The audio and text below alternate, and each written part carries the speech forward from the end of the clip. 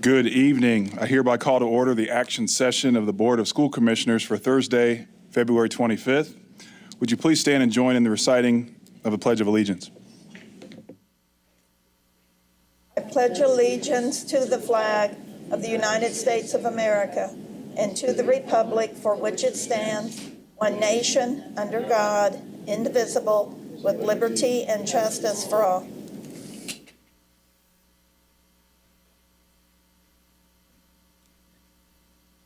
Thank you. I will note that we are still operating under the public health emergency meeting guidelines pursuant to Governor Holcomb's executive order, as well as corresponding guidance from the Indiana Public Access Counselor. I will also remind my colleagues calling in to please mute your microphones when you're not speaking to minimize any feedback or interference. Mr. Bernlohr, would you please call the roll? Commissioner Allen. Here. Commissioner Arnold. Here. Commissioner Pritchard. Commissioner Pritchard here. Commissioner Slack. Present. Secretary Collins. Here. Vice President Moore. Here. President Hawkins. Present. Thank you, Mr. Bernlohr. Moving on to section 1.03, adoption of the agenda. I will note that we have two items that have been added to the agenda since our agenda review session on Tuesday. Item 5.01 under board reports is an agenda item required to make statutorily required appointments to our audit committee. Item 802 under new business has also been added. This item is the school year 21-22 school calendar that comes before the board for approval. I know our families are wow, I guess I messed that up there. I know our families are eagerly awaiting the adoption of this calendar. I know okay, so with those additions, upon reviewing the agenda, are there any requests for changes to the agenda as presented? Do I have a motion to approve the agenda? So moved. Second. I have a motion and a second. All in favor? Aye. Any opposed? Aye. Any opposed? All right, the agenda is adopted. Thank you. Moving on to section 2, special recognition, specifically 2.01. We do have one special recognition this evening. As president of the IPS School Board of Commissioners, it's my honor to recognize the years of work and dedication of Zachary Mulholland and the service that he has provided to the Indianapolis Public Schools School Board, as well as the IPS community. As many of you are aware, Zach has moved on to a new role from his role as board administrator. However, this is not a goodbye for Zach, as he is remaining with IPS as the executive director of operations. I think we can all say that we've been pleased with Zach's time and service in partnership with the IPS School Board and Team IPS as well. So just for those that don't really recall, Zach began as board administrator way back in April of 2015 and has been an indispensable member of the team since then, and has been essential to the efficient functioning of the board, as well as keeping us informed, keeping us up to date, and he has continued to meet that challenge every day during his term as board administrator. And so we're incredibly grateful for your service and your work, and we want to thank you for that, Zach. We know you spent countless hours, nights on phone calls, but we know that that was all for a good cause, and we know that as well. So again, we want to thank you, and at this point, I also just want to lift you up and thank you one more time. Again, I keep thanking you, but I also want to see if there are any commissioners that want to offer any comments as well to our friend Zach, who is not leaving, but is simply moving, I think, to a different floor in the Ed Center. Commissioner Arnold. I've had the privilege to work with Zach during his entire tenure as our board administrator. I interviewed him for the position and recommended his hiring to the full board. Upon meeting Zach, I was first impressed with both his intelligence and his compassion for the children we serve. He has a wonderful mix of humor, patience, humility, diligence, and highly honed organizational skills. While I'm sorry he's leaving us, I'm glad that he will remain with Team IPS. I'm confident that Zach's leadership on the very difficult transportation issue will keep the safety of our students as the highest priority. I wish him well in his new endeavor and am thrilled that he will now be able to put his talent and effort into strategic efforts to improve the educational opportunities for all of our students. Good luck and God bless Zach.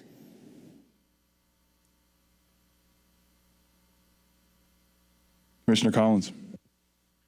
And on a personal note too, Zach Mulholland was always so kind and informative. And I want to thank you, Zach, as a newbie on the board. You were always so supportive. You always had the information that I needed and then some. And it seemed like there was no time of the day that you couldn't be reached. So that accessibility, the kindness, and you're a tech grad. And I thought that was very cool since my daughter was also a tech grad. So I want to thank you, and I too am so glad you're still on Team IPS. Commissioner Moore, please.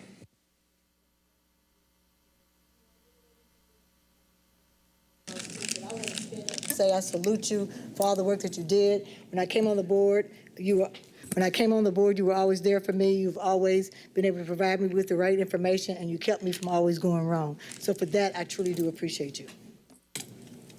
Commissioner Howland. Yes, Commissioner, Zach, I appreciate all your service to the district. I know that I haven't had an opportunity to work with you as long as some of my colleagues, but I will say that since I have been on board, you've made it a very easy transition. I really appreciate the support that you gave me as a new commissioner. And the inside joke, I thank you for not hazing me on my first meeting.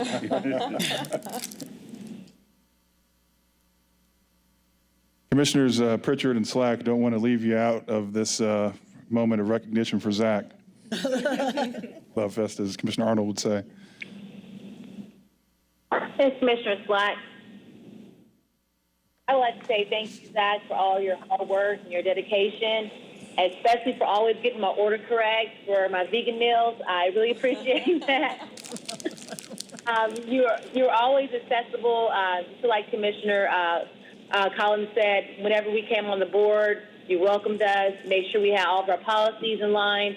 You never let us miss a beat in our executive sessions, and you always told us we were dragging our feet.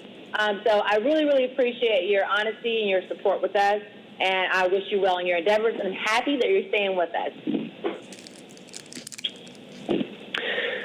Zach, this is Commissioner Pritchard. I just want to say thank you very much for helping me transition to the board.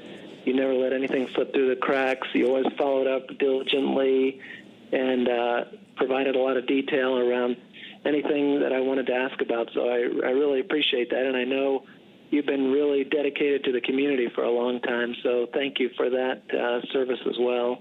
And good luck in your new role. Thank you, Commissioner. So, Zach, as a representation of our appreciation for all of your hard work, we would like to present you with a plaque. And so if you wouldn't mind, if you would join Superintendent Johnson and myself up front, we'd like to present you with the plaque.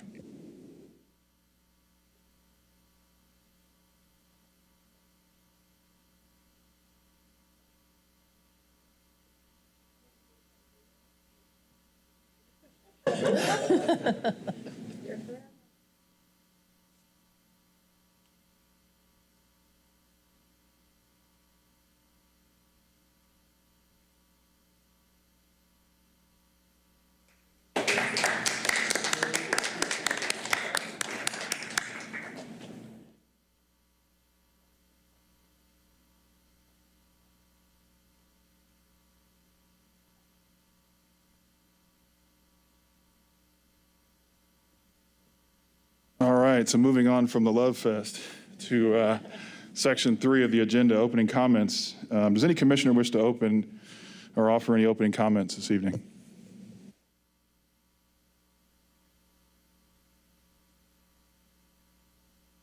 All right, hearing none, we'll move on to item 3.02, which is public comments.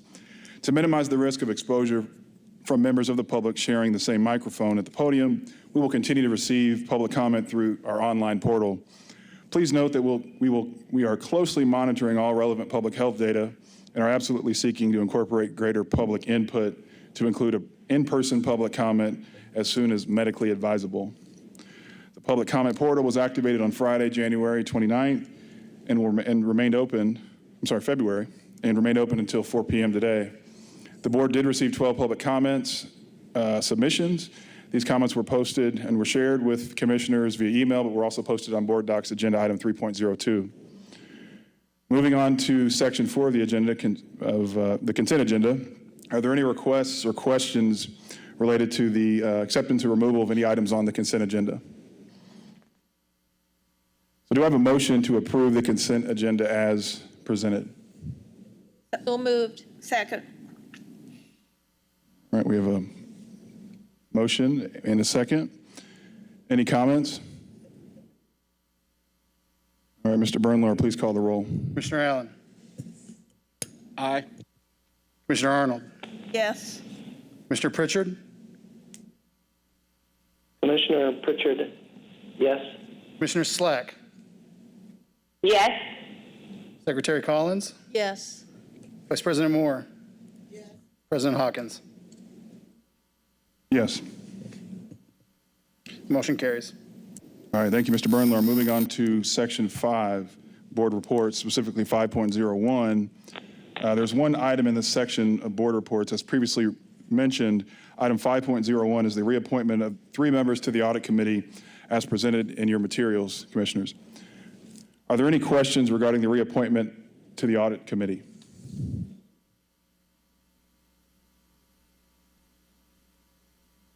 All right, hearing none, do I have a motion to approve resolution 7876 as presented? So moved. Second. All right, we have a motion and a second. Any comments? Mr. Bernlohr, please call the roll. Commissioner Allen. Yes. Commissioner Arnold. Yes. Commissioner Pritchard. Commissioner Pritchard, yes. Commissioner Slack. Yes. Secretary Collins. Yes. Vice President Moore. President Hawkins. Yes. Motion carries. Thank you, Mr. Bernlohr. Moving on to section 6, I will now turn the agenda over to Superintendent Johnson for superintendent reports. Thank you, President Hawkins. There are 5 superintendent reports to be presented this month. Item 6.01 was presented on Tuesday evening, and we are very thankful and appreciative that Inez Evans, the CEO of Indigo, was able to join us on Tuesday evening. Item 6.02 is our school spotlight. Principal Kathy Louse, who serves as the school leader at Russo McClellan School 91, is here with us tonight. So I would invite her to the podium at this time to share about the amazing things happening at her school.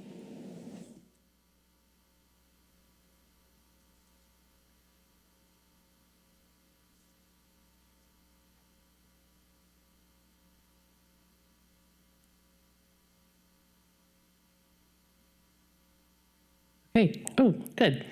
Okay. Good evening, Superintendent Johnson, school board members, and guests.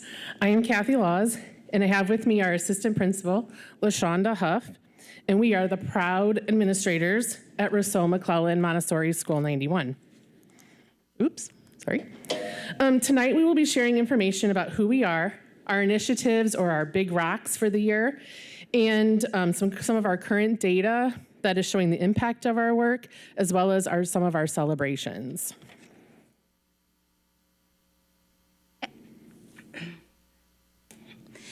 I'm sorry, I'm kind of short.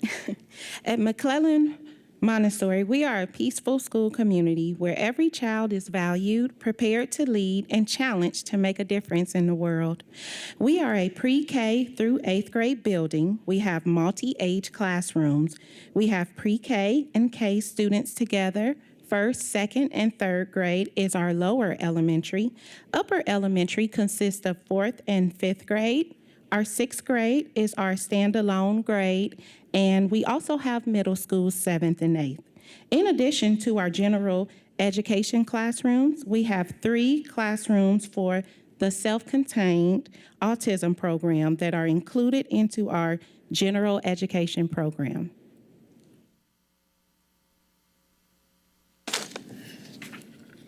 We asked a few of our students their thoughts about this school year, and these were some of the things that they shared.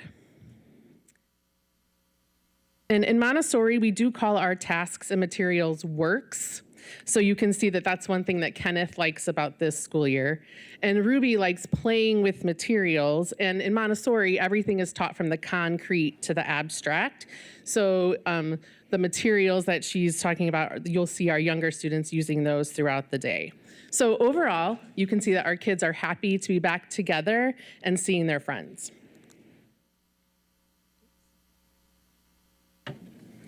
We also asked them if there was anything they would change about this school year. And so you can see that their changes are mostly COVID related. But if you'll notice that last comment from one of our 7th graders, we plan to keep that on file so that when they're complaining, the middle schools are complaining about being back in school full time, we're gonna be like, no, wait, look, see, you wanted this. This is what you wanted. But overall, the kids are just wanting things to be back to what they consider to be normal. So our 3 big rocks this school year are listed here. And our motto, pre-pandemic and even through the pandemic, is that every child, every day. We want each child to get what he or she needs each day, and some days that's academic, and other days that's more social emotional.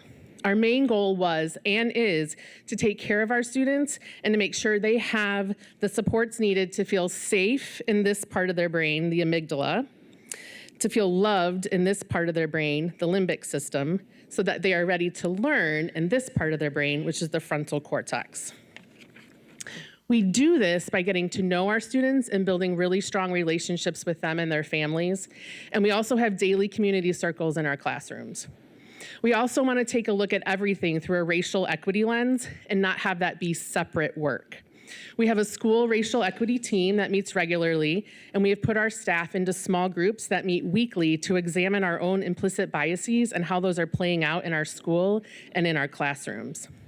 Ms. Huff has helped us create a discipline flow chart, and we recently partnered again with the Peace Learning Center for some professional development on equity circles that we're able to use with staff and with students. We've also been looking at our Tier 1 instruction and creating common work plans. In the past, we had a large discrepancy in our discipline data, and we have seen an improvement in this area. We have a lot fewer referrals this year. Some of that is due to students being remote, but our discipline flow chart has helped with that as well. Our data is beginning to mirror the demographics of our school, and we are continuing to focus on meeting the needs of the whole child.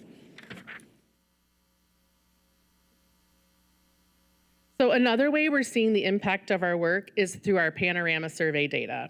This is the data from our fall survey, and we saw an increase in all student areas, and most notably a 19 and 20-point increase in teacher-student relationships in grades 3 to 5 and 6 to 8 respectively. We have also seen an impact in our NWEA data. Here's the data from the winter of last school year to the winter of this school year.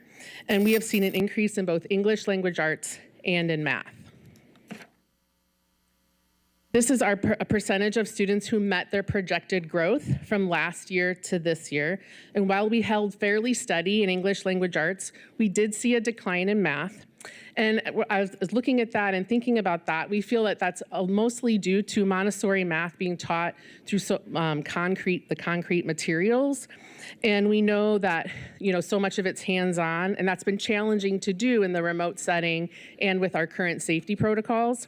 But we've been continuing to find ways to make sure our students have access to materials whenever possible, including creating individual paper materials for our students to use both in person and remotely.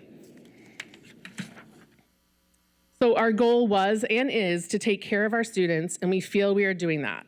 We continue to follow the Montessori philosophy of focusing on the whole child, and even during these different times. Our data shows our students are learning and growing, and most importantly, we're all still here and collaborating and figuring out the best ways to support our students.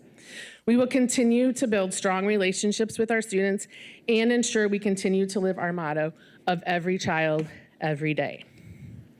Thank you. Does anybody have any questions?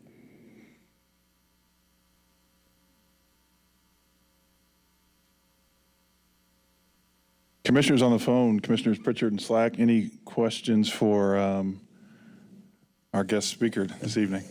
Guest speakers, I'm sorry. Commissioner Slack. Go ahead, Commissioner Slack. Hello, thank you for coming and thank you for your presentation. I wanted to ask a question around your staffing. About how many of your teachers are lead teachers are African American descent, are mixed, are Latina? For our classroom teachers, we have two lead teachers who are Black, and then we have one of our special areas teachers who is Hispanic. I'm glad to hear that. Thank you. Can I follow up on that? Commissioner Moore. Out of the total of what? Out of the total of what? Oh, out of our total, we have 24 classroom teachers. So that has been an area that we've been focusing on to increase our diversity in that area. All right, thank you. Commissioner Slack, didn't know if you had any additional questions. Yes, let me follow up on that question. Sorry. I want to extend that question. When it comes to, you said leads, how many of your teachers that are second teachers do you have that are of African American descent or Latina? So I think you're referencing our classroom assistants, just to make sure. Yes. Yes, so we do have a larger population of our assistants who are Black or African American, and so we've been looking at that and trying to find ways to make sure that we're representing our students in all roles in the school, so that they're not seeing that disparity between our lead staff and our classified staff. Okay, and with that question, about what would you say your demographic was again? I'm sorry, I didn't hear it because I was on the phone. I couldn't really hear you. Could you give me your demographic again when it comes to your students? The students' demographics? Yes. 49% white, 26% Black, 16% Hispanic, 9% multiracial, and we have less than 1% American Indian and Asian combined. Okay. I appreciate you coming today. Thank you. I think that, do you guys still have y'all's dog out there at the school still? So I couldn't hear that. Commissioner Slack, can you repeat that? I said, last time I visited a long time ago, you guys had a class dog that went around to everywhere in the school. Do you guys still have that dog? No, Lily, the therapy dog, she belonged to the previous principal, so we no longer have her, but yes, but we did have fish pre-pandemic, but we're petless at the moment. Yeah. Okay. I was thinking how great it would be for our kids that deal with a lot of trauma, and how good it would be coming back from COVID to see a dog in their classroom. So thank you for your presentation again. Have a good day. Thank you. Thank you, Commissioner Slack. Commissioner Collins. Thank you for your presentation from both of you. I'm curious about the teacher certification in Montessori practice. Is this something that's difficult to find, or do you just take someone who is interested in either the new teacher project or whatever, or coming out of a university, and then teach them the Montessori practices at the school? How do you address that? Yeah, that's a good question. So the Montessori certification is a 2-year program that would be in addition to the teacher training program. So we most of our staff, most of our lead teachers do have the Montessori certification. We do have some staff that do not have it yet, but we're working on getting them certified. So we will hire staff that have that the desire to learn what we do, and because so many of our staff members are trained, they're great resources for that while they're going through that process. And to your question about being easy to find, so there's a lot of online options, of course, popping up even more now with our current situations, but to be in a program that's in a certified program, there has to be an in-person residency piece. So there has been some challenges around that, making sure we have locations that are convenient for our teachers to attend. We've partnered with one organization that brought the residency here to Indianapolis for us. So that was great. So we try to find locations that will partner with us in that way, and then work with the local Montessori community to make sure we give them plenty of people in that program. Thank you. Commissioner Arnold. Can you tell us a little bit about parent engagement, how that works, and also community partnerships that work with your school? Sure. So we have a really strong parent community. We have a really strong MPTA, our Montessori PTA, that's very supportive of what we do. We usually, in a typical year, would have, if you were to come visit on any day, you would see lots of volunteers in our hallways. Of course, that looks different this year. We've not been able to do that, but we have a lot of support from our community. And we think that, being a choice school and families have to make that choice to come to us, that helps with that piece, right? That they're involved with that. We've had various community partners. We've partnered with Regions Bank, and they've always been a great support for us. They'll just be like, what do you need? How can we help? And we've also done some partnering with them with junior achievement and some different activities for our kids as well. Commissioner Moore. So can you talk to me a little bit about how you're dealing with parent engagement now at this point in time during COVID? Yes, so we have weekly principal chats virtually through Teams where anybody can join and just have questions, and Ms. Huff and I are both on there, or they can give us feedback, or just to have that, as face-to-face as we can be right now and have those connections. We also send weekly newsletters to our families, and we stress constantly how we're reach out to us anytime. We try to be really accessible. And so we've also had some parent education things through our PTA. Next month, we're having Dr. Payne come and speak at that event. So we've been trying to have some educational events through that source as well. So while it looks different that they're not physically in the building, we're still trying to keep them engaged and involved. One more question. Okay, when I go to slide number 9. Okay, so I just want to make sure that I'm looking at this correctly. So we're saying that in 2019, those of our students that was at proficiency level was 52%, and now 60.8% for this year. So you're not really seeing a gap, a dip in our children's learning over this period of time? Is that what this is saying to me? Right. So we're seeing a slightly higher percentage of our students who are considered on grade level or proficient in their proficiency on NWEA. Right. So we feel like we've held pretty steady there. We did see that dip in the growth data, specifically in our math, but as far as our proficiency, yeah, we're seeing that we're staying pretty steady. Okay, so that should be something good, right? Okay, so make sure I'm like. We are proud of that. I want to go back and say, I want you to speak up for yourself. I think that's pretty good, and because we are concerned about the gap that we think our children may have because of COVID. So, yes. Do you have any ideas? Can you tell us? Do you have any ideas why you think you've been able to maintain the level that you have? Yeah, I think we have a couple of things working in our favor, and one is that we have multi-age classrooms, right? As we mentioned, so some of our kids a lot of our kids were returning to classrooms that they were already in last year. So that's a big help right there. I also think that we knew going into this that our goal was we want to make sure we're providing kids what they need. We want them to feel safe. We want them to feel loved so that they can learn, and we approach everything from that lens.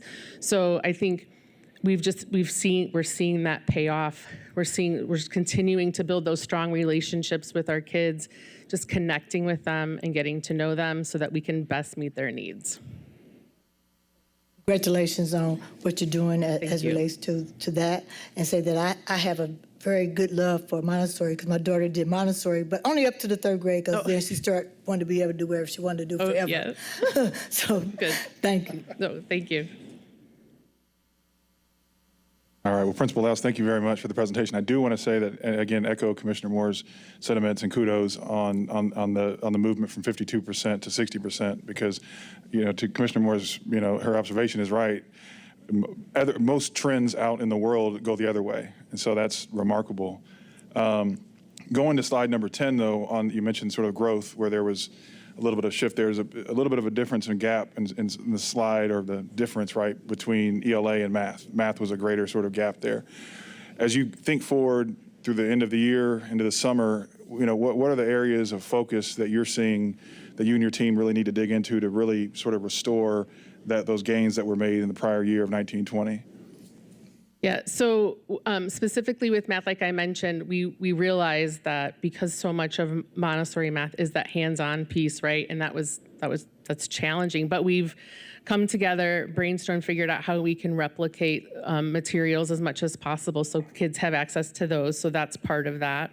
I also think something that we do in math is we jump from that concrete to the abstract, like we skip some steps in between, right? Because we're like, okay, they're ready, and we get them there. So another area that we're focusing on as a staff is like, how do we make sure we're getting those middle steps, like those picture representations to help them before we really let them free in the abstract. So we're making sure we're being really thoughtful about providing those experiences for our students as well. That's great, thank you. Thank you both for being here. Appreciate your time and all the work you all have done through such an incredibly challenging year. So thank you to both of you for being here. Thanks for having us. Okay, we will move on to item 6.02, which is an update on our district response to COVID-19, as well as the federal stimulus funding that we will have access to as a result of December congressional action. So I'll invite Andrew Strope, who's our Chief Strategy and Planning Officer, to make this presentation at this time. Great, thank you, Superintendent Johnson. Good evening, Board of School Commissioners. And so this evening, we are going to provide an update on COVID-related initiatives and a few data points on where we are as an organization. And then we're going to spend the majority of the time working through an overview of the Emergency Elementary and Secondary School Emergency Relief Fund, or ESSER. And so that also referenced as CARES 2.0 or stimulus funds. A lot of conversation about that nationally, and so we will provide the framework for how we are thinking about making decisions in terms of how to utilize those funds. So to start with the COVID update, so since returning to school in mid-January, we've had 169 positive cases and 636 students and staff in quarantine. And that has led to 18 instances where one or more classrooms had to be moved to remote learning. So again, that is since we transitioned back in January. This table goes into a little bit more detail with the positive tests. And so you can see staff, student, and then the total, and then is broken out by grade configuration, again, equaling 169 positive tests. That was as of last week when we pulled the data. And then here is the data behind the quarantines. So again, we've had a total of 636, 150 in with staff, 400 plus with students, for a total of 636. Again, that is since we went back in January. And so as we think about vaccinations, this slide, when we put it together and uploaded it on Friday, we actually, Marion County has currently transitioned, I think, to the next phase, which includes eligibility for Hoosiers, I think 60 and older now. And so that has been updated since we've posted this deck. How that impacts IPS, obviously our colleagues that are 60 and older are now eligible for vaccination, and then our special education staff who provide specific assistance to SPED students are also eligible. And we have got a tremendous amount of information on the website where our staff can go to learn more about vaccinations and actually sign up and learn how to register. A few updates as the CDC has been releasing updated guidance over the past couple of weeks. So that first bullet point there, quarantine is no longer required following a close contact if vaccinated and the following criteria are met. And so that just goes through 3 bullet points there. Again, this is impacting our protocol at the school level, which is why we are raising it here. And then from a mask reminder perspective, we are consistently reminding all of our staff on the importance of wearing masks and how they should fit, and the N95s being the best case scenario there. I think I looked today, and our positivity rate in Marion County is at 3.8%. And so, a lot of that is a noticeable trend downward from our conversations that we've been having as a community over the past couple of months, which is great. And so another item here is a part of a statewide distribution. The Indiana Department of Health is going to be providing IPS with some N95s. And so we are looking forward to that and are thankful there. And so transitioning to attendance and where we are, Dr. Morgan, our Chief Academic Officer, presented this information last week.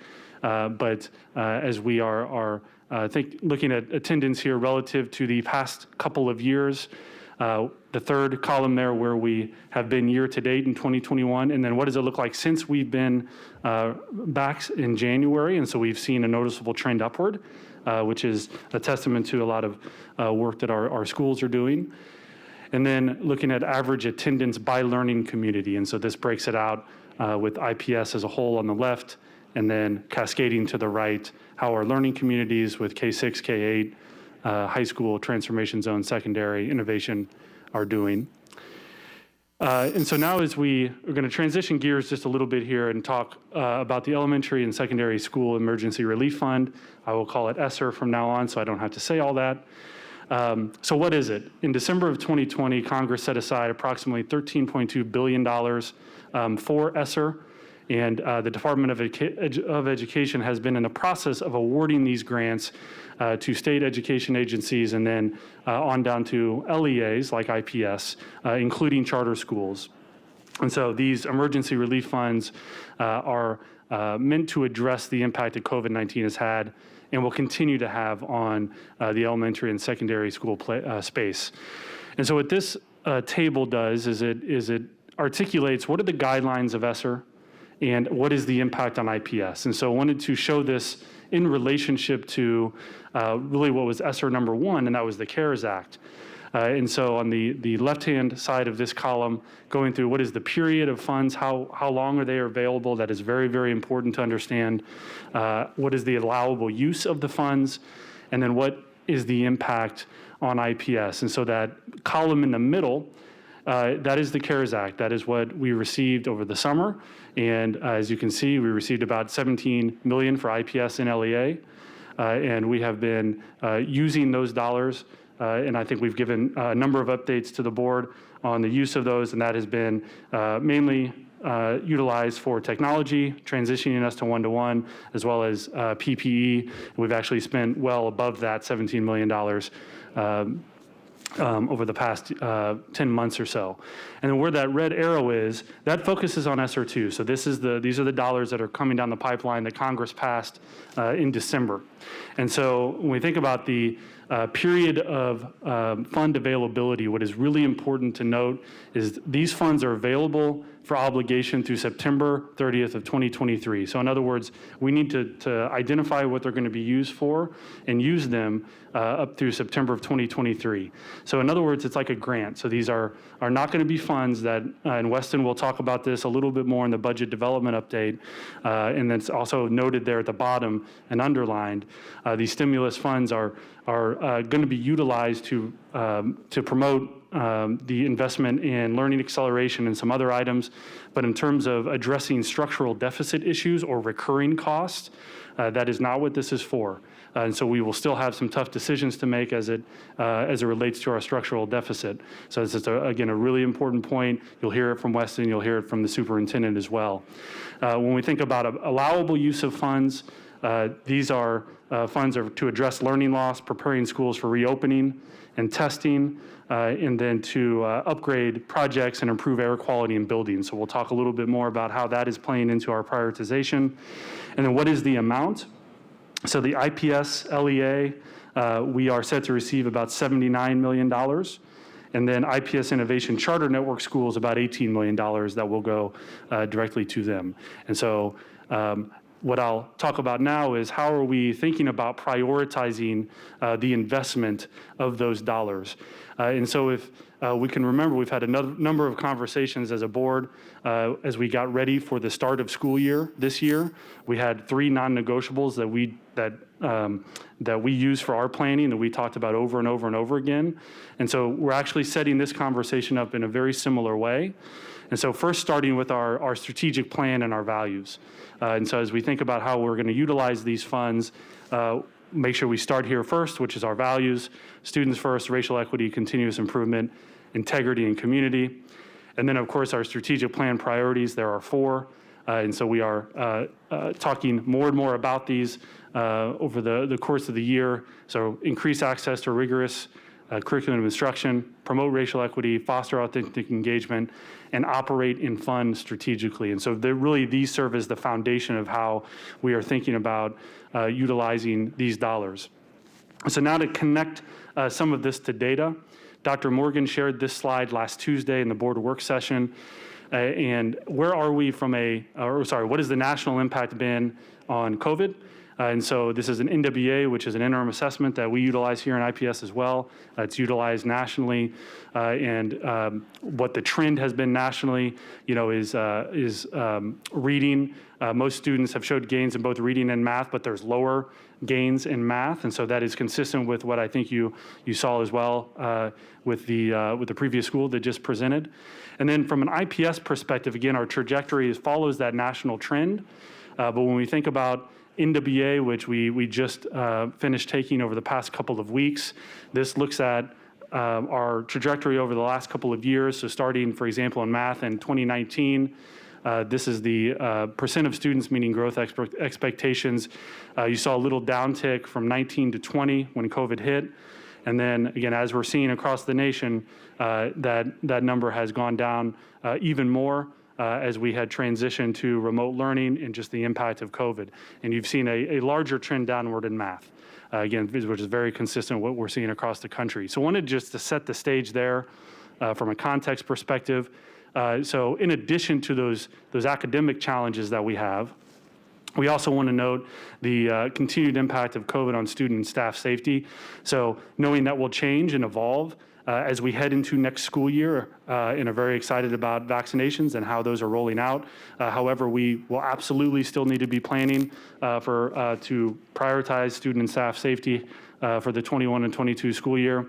As I mentioned, we have this $18 million budget shortfall, which is driven by enrollment loss that we are addressing, and then that tension between using non-reoccurring revenue to address a structural deficit and wanting to make sure we protect the investment to benefit our students. So in other words, utilizing the stimulus funds for non-reoccurring items, for non-reoccurring items so we can make sure that we are ensuring that we are keeping these sustainable. So therefore, what are our guiding principles as we are working through how to utilize these dollars? So number one is we want to make sure we prioritize investments in student learning needs. That aligns obviously to our strategic priority 1. And so I'll go in more depth on each one of these in upcoming slides. Guiding principle number 2 is offset increased costs associated with just doing school in the context of COVID-19. So that is, continued investment in IT infrastructure, as well as the safety of students and staff. And then number 3, make new investments sustainable by avoiding initiating recurring costs. So again, just continuing to note that with these additional funds coming in, because we do have to spend them by 2023, adding additional FTEs or additional staff, that is not sustainable. And so that is something that we have to make sure we're planning for. So going a little bit deeper in terms of this prioritization framework, again, number 1, first and foremost, is investment in student learning. We're going to break that down by looking at 2 elements of that. The first is the short term. So what is the learning acceleration, those short-term initiatives that we can invest in to really promote acceleration? And then number two, what are those long-term, and really thinking about that over the course of the 5 years of the strategic plan, those supports to strengthen Tier 1 instruction. You've heard a lot of Dr. Morgan and Dr. Henderson's thoughts on academic strategy and how the big bets they're making. So we'll tie some of that to bullet point number 1 there in just a minute. And again, that relates to strategic priority 1 and 2. And then second, evolve the IT infrastructure for 21st century learning. And I'll talk more about that in an upcoming slide. And then invest in facilities and operational costs and prioritize those investments to promote student and staff safety. So again, this is how we are thinking about prioritizing the use of ESSER dollars. So I'm going to go a little bit more in depth with each one of these tiers. And just to note, these are potential initiatives. So what we're bringing to you tonight is the framework. And I'll talk about next steps in terms of how we're going to go through kind of decision-making and cost estimation over the course of the next couple of months. This just provides an overview. So as we think about Tier 1, again, what's most important is investment in student learning. 2 tiers of that intervention. The first is the short-term learning acceleration needs. And so what might that look like? High-dosage tutoring, Saturday academies, summer school. There's a tremendous amount of research that has been, in particular with the high-dosage tutoring and Saturday academies, if done right, that can really accelerate student learning. And so we are off and running in terms of our planning for that over the next couple of years. And then when we think about the long-term Tier 1 instructional supports, that's a lot of what you heard about last Tuesday with Dr. Morgan and Dr. Henderson. And so that is really continuing to invest in our curriculum, and then making additional investments in professional development for our staff as they internalize that, in particular, that ELA curriculum. And then Dr. Henderson also talked a little bit about launching that CT3 program at emerging schools.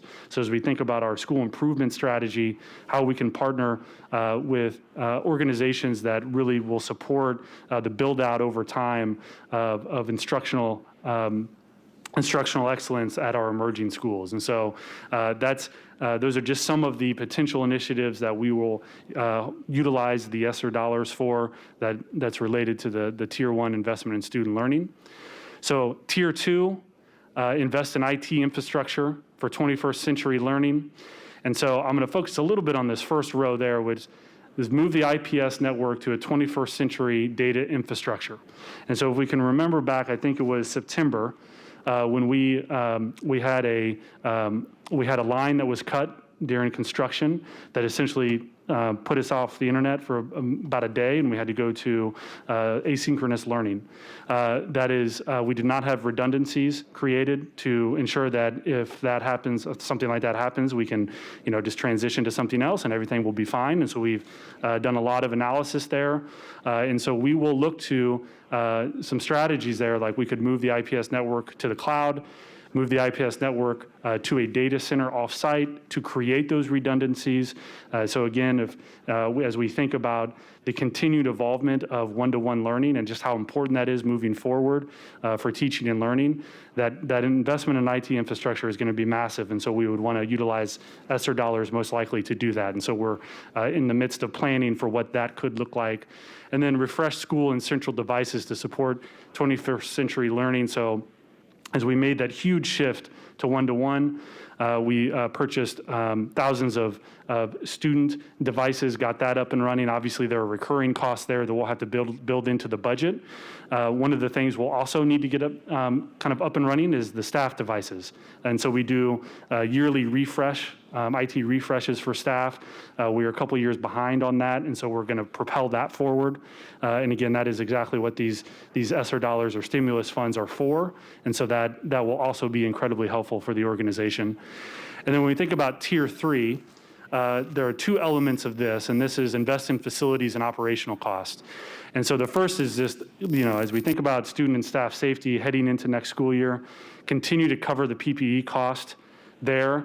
And so we've got a team, including Scott, our COO, that currently auditing our current PPE supplies, and we'll continue to do that over the course of this year so that we can see what we need to invest in moving forward.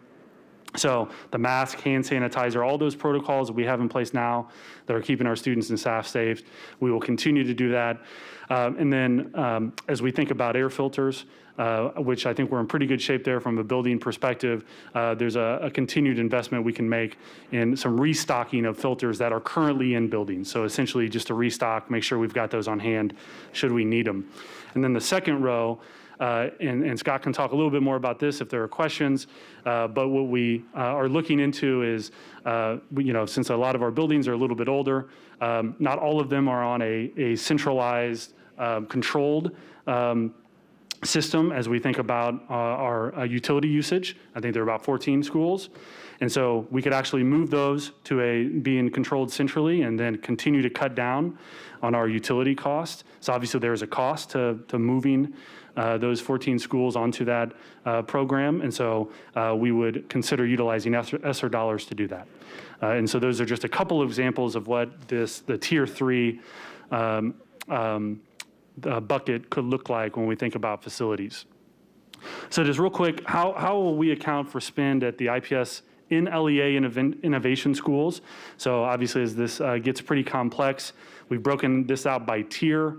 So again, our tier 1 is, and what is most important, is investment in student learning. So as you can see there, the pass-through plan to our IPS in LEA innovation schools would be just convert dollar per pupil rate based on estimated costs and then pass this amount through to the innovation schools.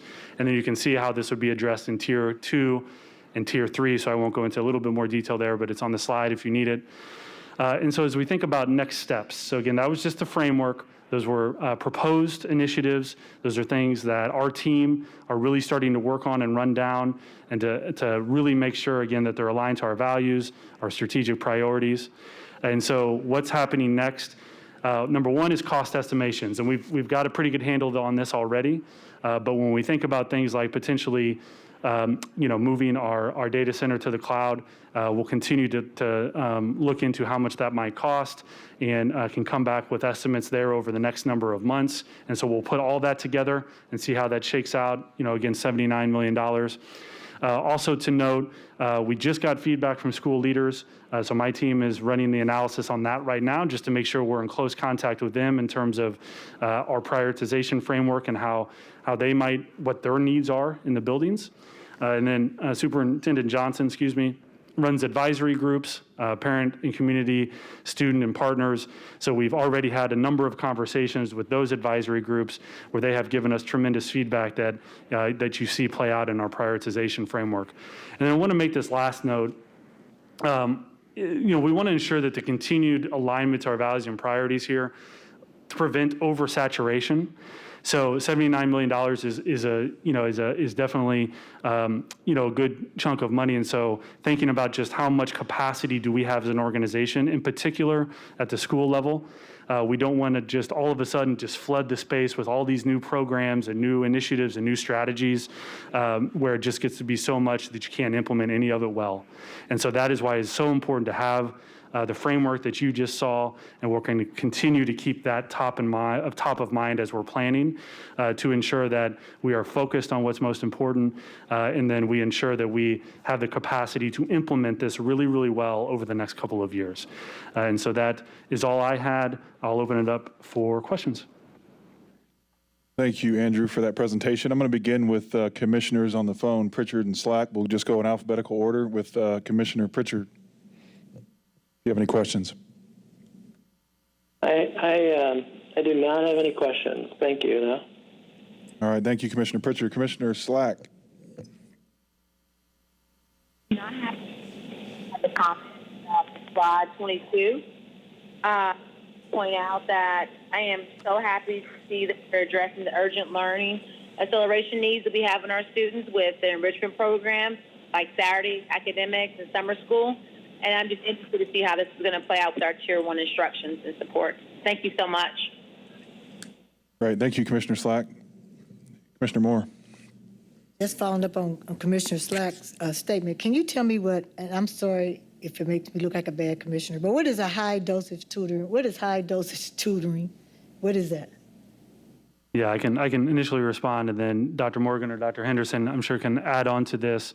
And so there are a number of different ways to do high dosage tutoring, but what the research plays out and shows, and what I have seen in work that I've done in the past as well, is if you are incredibly intentional about coherence between what your core curriculum is, and then you add on additional time to that through tutoring to students who really need it, and you create that through line, then you can get you can accelerate learning in a pretty big way. And so that high dosage really just means it is incredibly intentional and aligned to what kids are already getting throughout the day. And then essentially what that does is just add additional time for learning opportunities for our students. And so there are a number of ways, we can do that, and that's what we're looking into now in terms of partnering with local universities, et cetera, to, give us some additional capacity to execute that. But that's what high dosage. I don't know if my colleagues have anything to add. Thank you. Commissioner Arnold. I just want to thank you. There's a lot of work, a lot of information, and I think what pleases me is that some of the work we've been doing on strategic planning and looking at what we need to do as a district, regardless of getting these resources, are integrated into that. So I'm glad to see that we're not doing things in a vacuum and getting money over here and doing it, but we're using the funds to further our strategic planning and efforts to improve the district.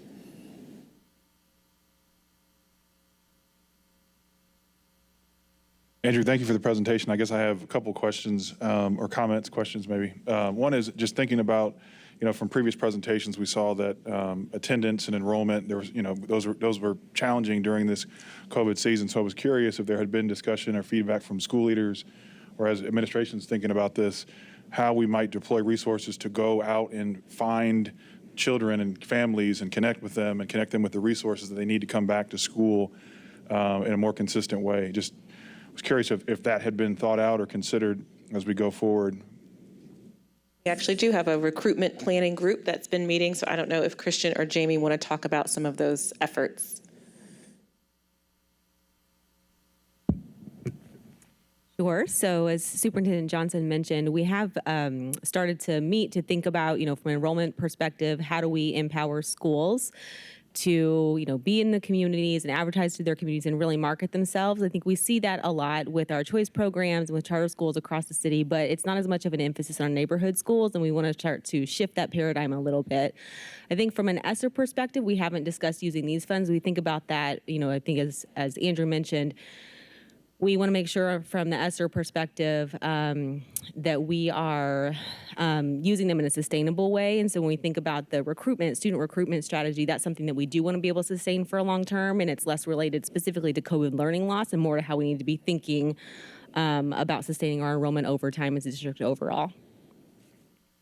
I appreciate that. I think just to clarify, I think, this money is finite. It will end in September of 23. Maybe there's an opportunity for another round, but I kind of defer to Dr. King's, fierce urgency of now as we think about students that have been lost. And this isn't just an IPS dynamic. This is a citywide, statewide, nationwide matter. And so just hope that we consider how we might aggressively, proactively really try to go find students that we know that are out there to bring them back home. Thank you for that. I think I'm also encouraged by the technology infrastructure. That was a dark day in September when we lost connectivity, and I know that was no fault of ours. It was just the reality of construction downtown and infrastructure. But seeing how we've moved to this platform of one-to-one, it's encouraging that that's a long-term sustainable shift that I think is important to make as we think about our system going forward. The other thought, comment, question I have is relative to just thinking about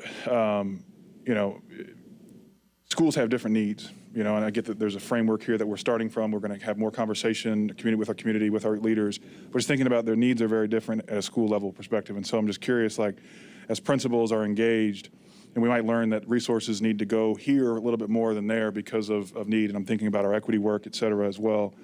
I have to assume that's part of our process and part of our algorithm as we think about appropriation of resources to schools. Will they sort of will they complete an application or define that need quantifiably and say we need X, Y, and Z, and then that'll be vetted and sort of submitted? I'm just curious, like, how you'll think about that allocation process, whether it be, through the lens of equity, through the lens of academic gains, through the lens of whatever, and then, that appropriation process is, I guess, is my question. Maybe it's early. That's okay. I'm just. Yeah, I think all the above on that. What I would say is I think that's a great question. We will get into that in particular as you think about like the short-term learning acceleration. I think the long-term, and I'm just again focused on what's most important, that's investment in student learning. That long-term, the support and strength in Tier 1 instruction, that's embedded in our strategic plan and what Dr. Morgan, Dr. Henderson in particular are already building out. And so, in terms of like, how, explicit schools would receive some of those academic strategies won't necessarily be dependent on ESSER. It'll be dependent just on what our strategy is in general. And so I think that's a great question. We'll continue to kind of play that out in terms of, how we think about allocation. But that's kind of how we're thinking about it at this point. Great. Thank you.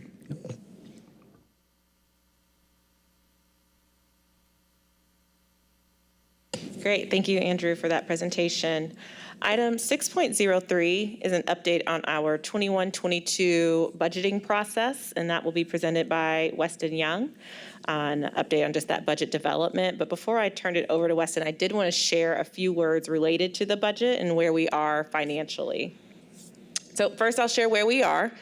As commissioners are well aware, it's been an incredibly tough and challenging year. COVID has hit our country, our community hard. Our district has been no exception to that. Our expenses are up and our enrollment is down by about 4%. And so that combination has created the $18 million budget shortfall that Andrew spoke about that we need to deal with quickly. And that has exacerbated the timeline for financial deficits that we've been projecting now for multiple years. And while we have received some federal relief funds, which we are very thankful for, those dollars are restricted and, as again was mentioned, cannot cover our long-term needs. The original CARES dollars we received over the summer were vital for those new challenges we faced. Everything from masks to touchless water fountains to thousands of laptops and iPads and mobile hotspots that we provided to ensure every single one of our students had access to high-quality remote learning. And the additional round of federal stimulus that we just discussed will be just as vital as we prioritize those dollars for learning acceleration, for modernizing IT, for ensuring that we continue to have safe school environments for our students and our staff. But again, those are restricted funds. They're for a short amount of time. They won't cover our long-term needs. As you'll hear and as we'll talk about, and as I wish our referendum that we passed in 2018, the wish would be that would be the solution. It's not.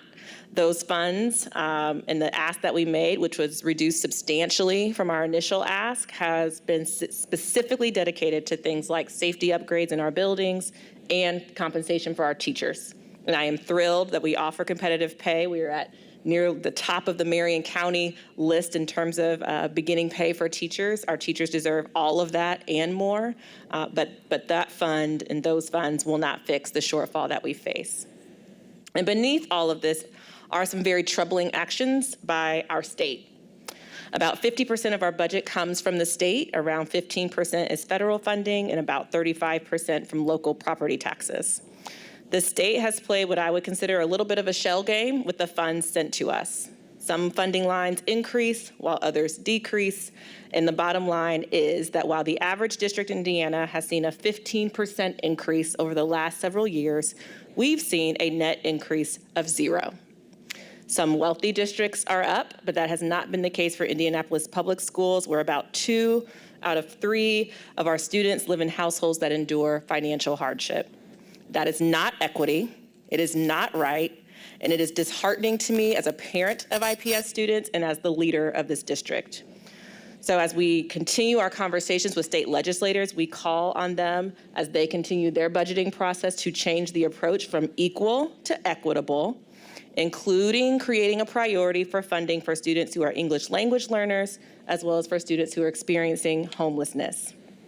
I believe that we understand the importance of living within our means. We've been responsible stewards with the funds that we've received as a district, and we will continue to make sure that every single dollar benefits student learning. But the reality is that we, the administration and this board, are going to face some hard decisions in the coming months. It's often said that budgets are a measure of our values. We work very hard to ensure our budget aligns to our values and our priorities, and we ask our state legislators to recognize the value of our children by supporting the efforts that they put into their learning every single day. So I will turn it over to Weston to continue to give us context on those concerns and on the issues that we face. Thank you, Superintendent Johnson. Good evening, commissioners. We've had a chance to talk about budget development for next school year, one time in the work session in February, and this is an opportunity. We're going to dive a little deeper into the state funding. It's a timely event because of the legislative session, and then also the federal funding update, which was outlined previously through the COVID-19 update. The first slide we want to highlight is a slide we have had in the quarterly finance update, but really the takeaway here is that when we're talking about state funding and federal funding, we're talking about certain percentages of the revenue that come in. And so when we talk about state funding, historically over the last 4 or 5 years, it's been in between 49 and 53% is our state funding. So just think about 50% of our budget, revenue-wise, comes in from the state. And then the federal funding that we've highlighted through title and food service historically has been about 12 to 15%. So what Andrew shared previously is going to be on top of that as a federal fund. So we're going to see these percentages shift and change over the course of the next few years. But generally speaking, 50% of our budget coming from the state and about 12 to 15% coming from federal. The second slide I want to highlight before we get into the details is a slide that we've highlighted again numerous times in our quarterly finance update. It's the historical trend of our state funding. A couple takeaways that we continue to highlight.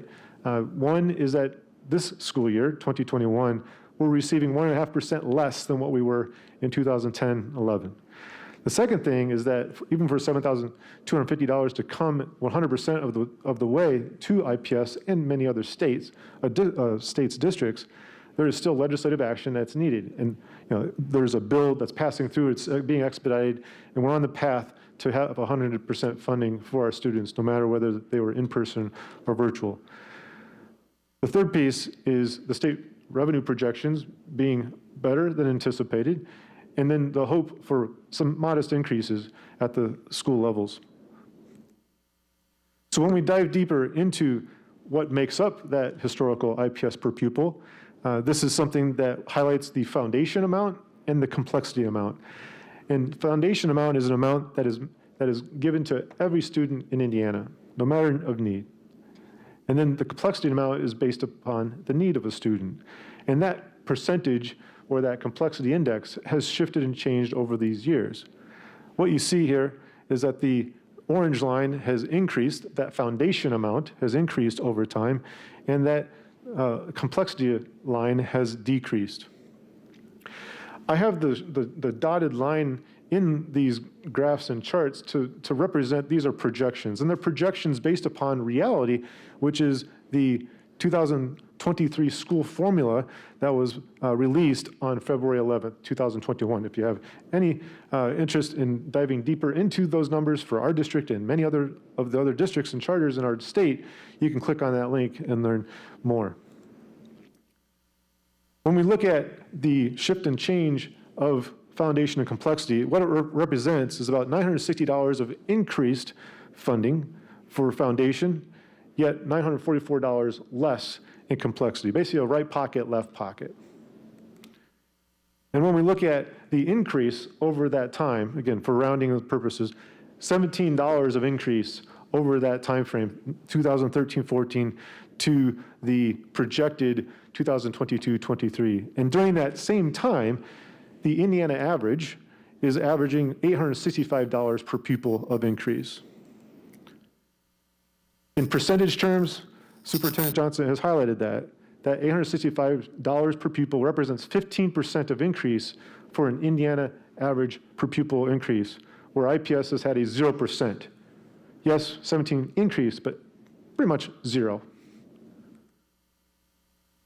And when we look at the projected budget, and we look at the heat map that we've brought before you as a board to show who's increasing, who's decreasing.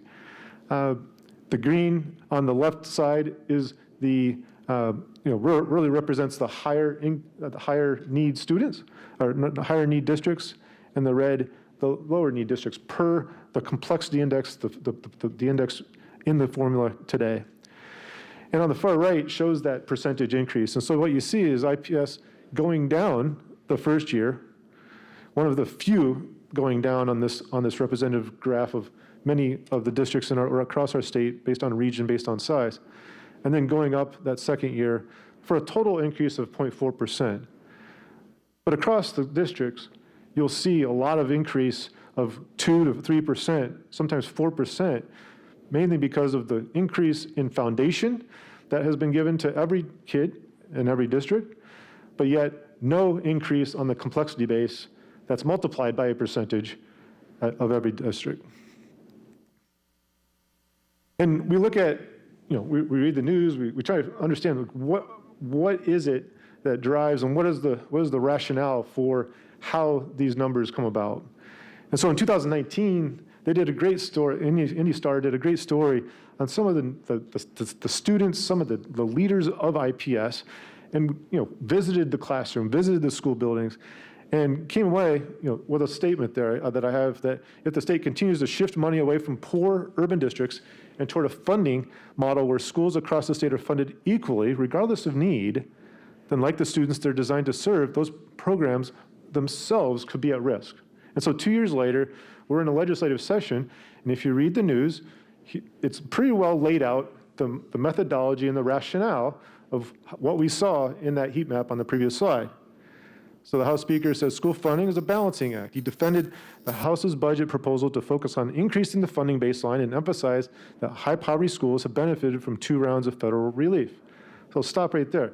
So the amount of dollars that Andrew's sharing that we're going to spend as a one-time is being taken into account for our sustaining work that we do now and in the future, and is impacting the rationale, the methodology of allocation. There's always pressure to fund complexity at greater and higher amounts. Putting more dollars towards students and foundation benefits all schools. Well, if you look back at the slide, it didn't benefit us the first year. We went down. So I can't see how that is true, even if they tried to benefit all schools. So again, as Superintendent Johnson recommended, as I look into the data of school by school, the complexity indexes for our schools, what's arriving at IPS's poverty index, our complexity index, I see a couple things, and I want to share some of the recommendations that we've highlighted when we talk with legislators. First is including an ELO weight of some kind in the school funding formula. If you look at our student-based allocation model, we have that in our model. And there's 4 or 5 years of doing the model and coming up with rationale and seeing where need is and trying to go towards equity. And within our schools, we've put that in and we've shared. You want to know an idea? Here it is. We see it happening in our schools, and we see it in the state data as well. As well, including a homeless weight. There's significant mobility in our districts, urban typically, but even COVID, even more so, is highlighting the homelessness situation that many of our families and many of our students are experiencing. And then flat out, fund the complexity base. The complexity base itself is 20% less than what it was in 13-14. And you're putting money in the foundation for all students, but you're not even funding the base. So our recommendation is fund the complexity base at a rate greater than or equal to the foundation base. And we've tied our weights in our student-based allocation to the foundation amount. So we have an example within our student-based allocation where we've done that. We're encouraging the legislators to do the same. So that was the state funding. Again, 50% of our budget, pretty large amount of our budget. The key takeaway there is that we're going to get less than people around us, and that puts us at odds when we're going out to compete for talent, when we're trying to sustain the work of attracting and retaining the best people to teach our kids. But when we look at the federal, Andrew and the team has done a great job of outlining the ESSER amount. This is a slide that I've just basically updated. giving the updates on where we are in some of these previous allocations. So right now with the initial CARES Act money, our team is working on a reimbursement request with IDOE for the amounts that we've outlined in the $26 million spend. With the Governor's Emergency Education Relief Fund, this is an amount that the Marion County E-Learning Fund came about $2 million IPS was allocated, and we've submitted our first reimbursement request of that amount.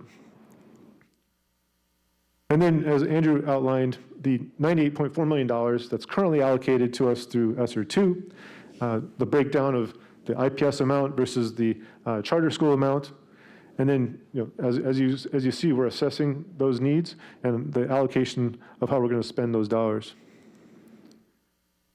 And we've also highlighted this slide many times, the waterfall slide, our cash balance across our education, operations, and operating referendum funds. The purple line is what we're shooting for, sustainability. These green and orange lines, inaction, status quo, that's what we're really trying to work through when we talk about decisions that we have to make or revenues that we need to seek out.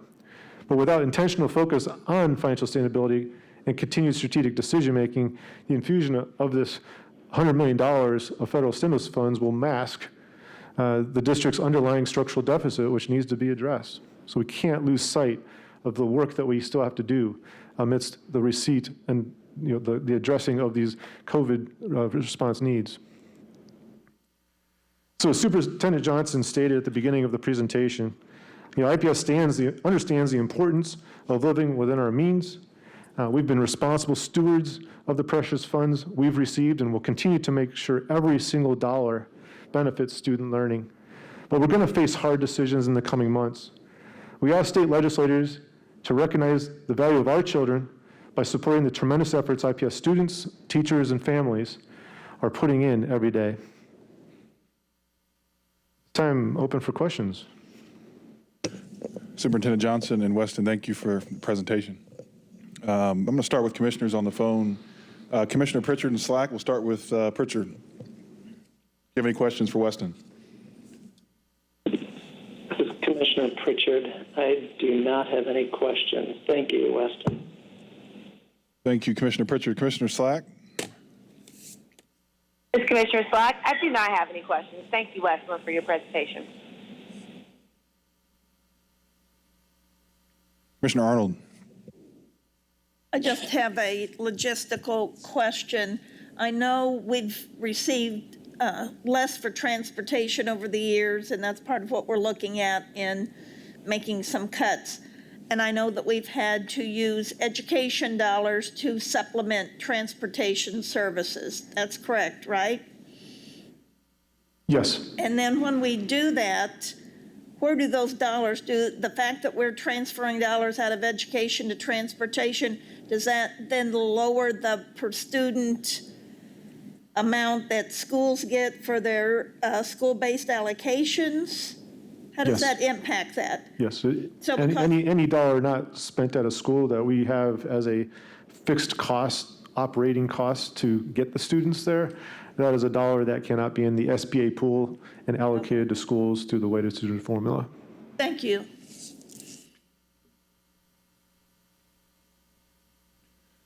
Weston, thanks again. I want to thank Superintendent Johnson for your remarks this evening. And I think this is, I'm thinking back many months ago when we had this summer, which was a turbulent summer for our community. But in particular, we saw many communities, regardless of race, ethnicity, standing affirmed and sitting in alignment and sitting together and asking the question about what they could do next. Well, this right here is about what can be done next. We're looking at years and years and years of those dollars that our children, not our children, all children who have English language learning challenges, live in poverty, English non-native speakers, homeless students, we're seeing a decline in the resources that those young people need to be successful. And so I just, encourage families who have been looking for a way to use their voice, that this is that moment. What I'll also say is this is also a moment, I'm channeling my friend Commissioner Moore here a bit, this is an opportunity for us all to come together, because this isn't just an IPS issue. This is not just a Fort Wayne or a Crystal House issue. This is a student of color issue, okay? And so I just want to lift that up, that it doesn't matter what your make, model, type is, because frankly, whether you're a direct run school with an IPS, an innovation school partner, or a charter school partner, this complexity reality is a reality and a challenge for each and every child that you serve. So again, I just want to thank Superintendent Johnson for her remarks, and Weston, thank you for the presentation, and encourage our communities to stand firm and stand together and demand more from those decision makers who influence the budget making process.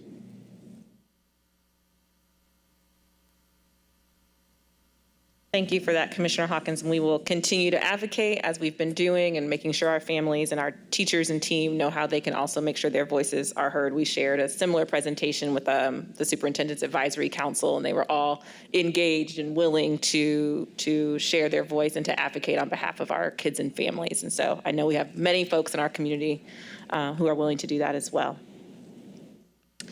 The next item that we'll move to is item 6.04. which is a presentation on the work we are doing on our high school post-secondary pathways. And so I'd love to invite Jennifer O'Shea, who serves as our post-secondary readiness officer, to present at this time. Good evening, Commissioners and Superintendent Johnson. For those of you that I haven't yet had the pleasure, Jennifer O'Shea, Post-Secondary Readiness Officer, and I'm excited to share with you some updates on the work that our team has been engaged in with our high school's post-secondary pathways. So I just want to start by grounding us in how this work really aligns to the district strategic priorities. So first, strategic priority 1 is increase access to rigorous curriculum and instruction.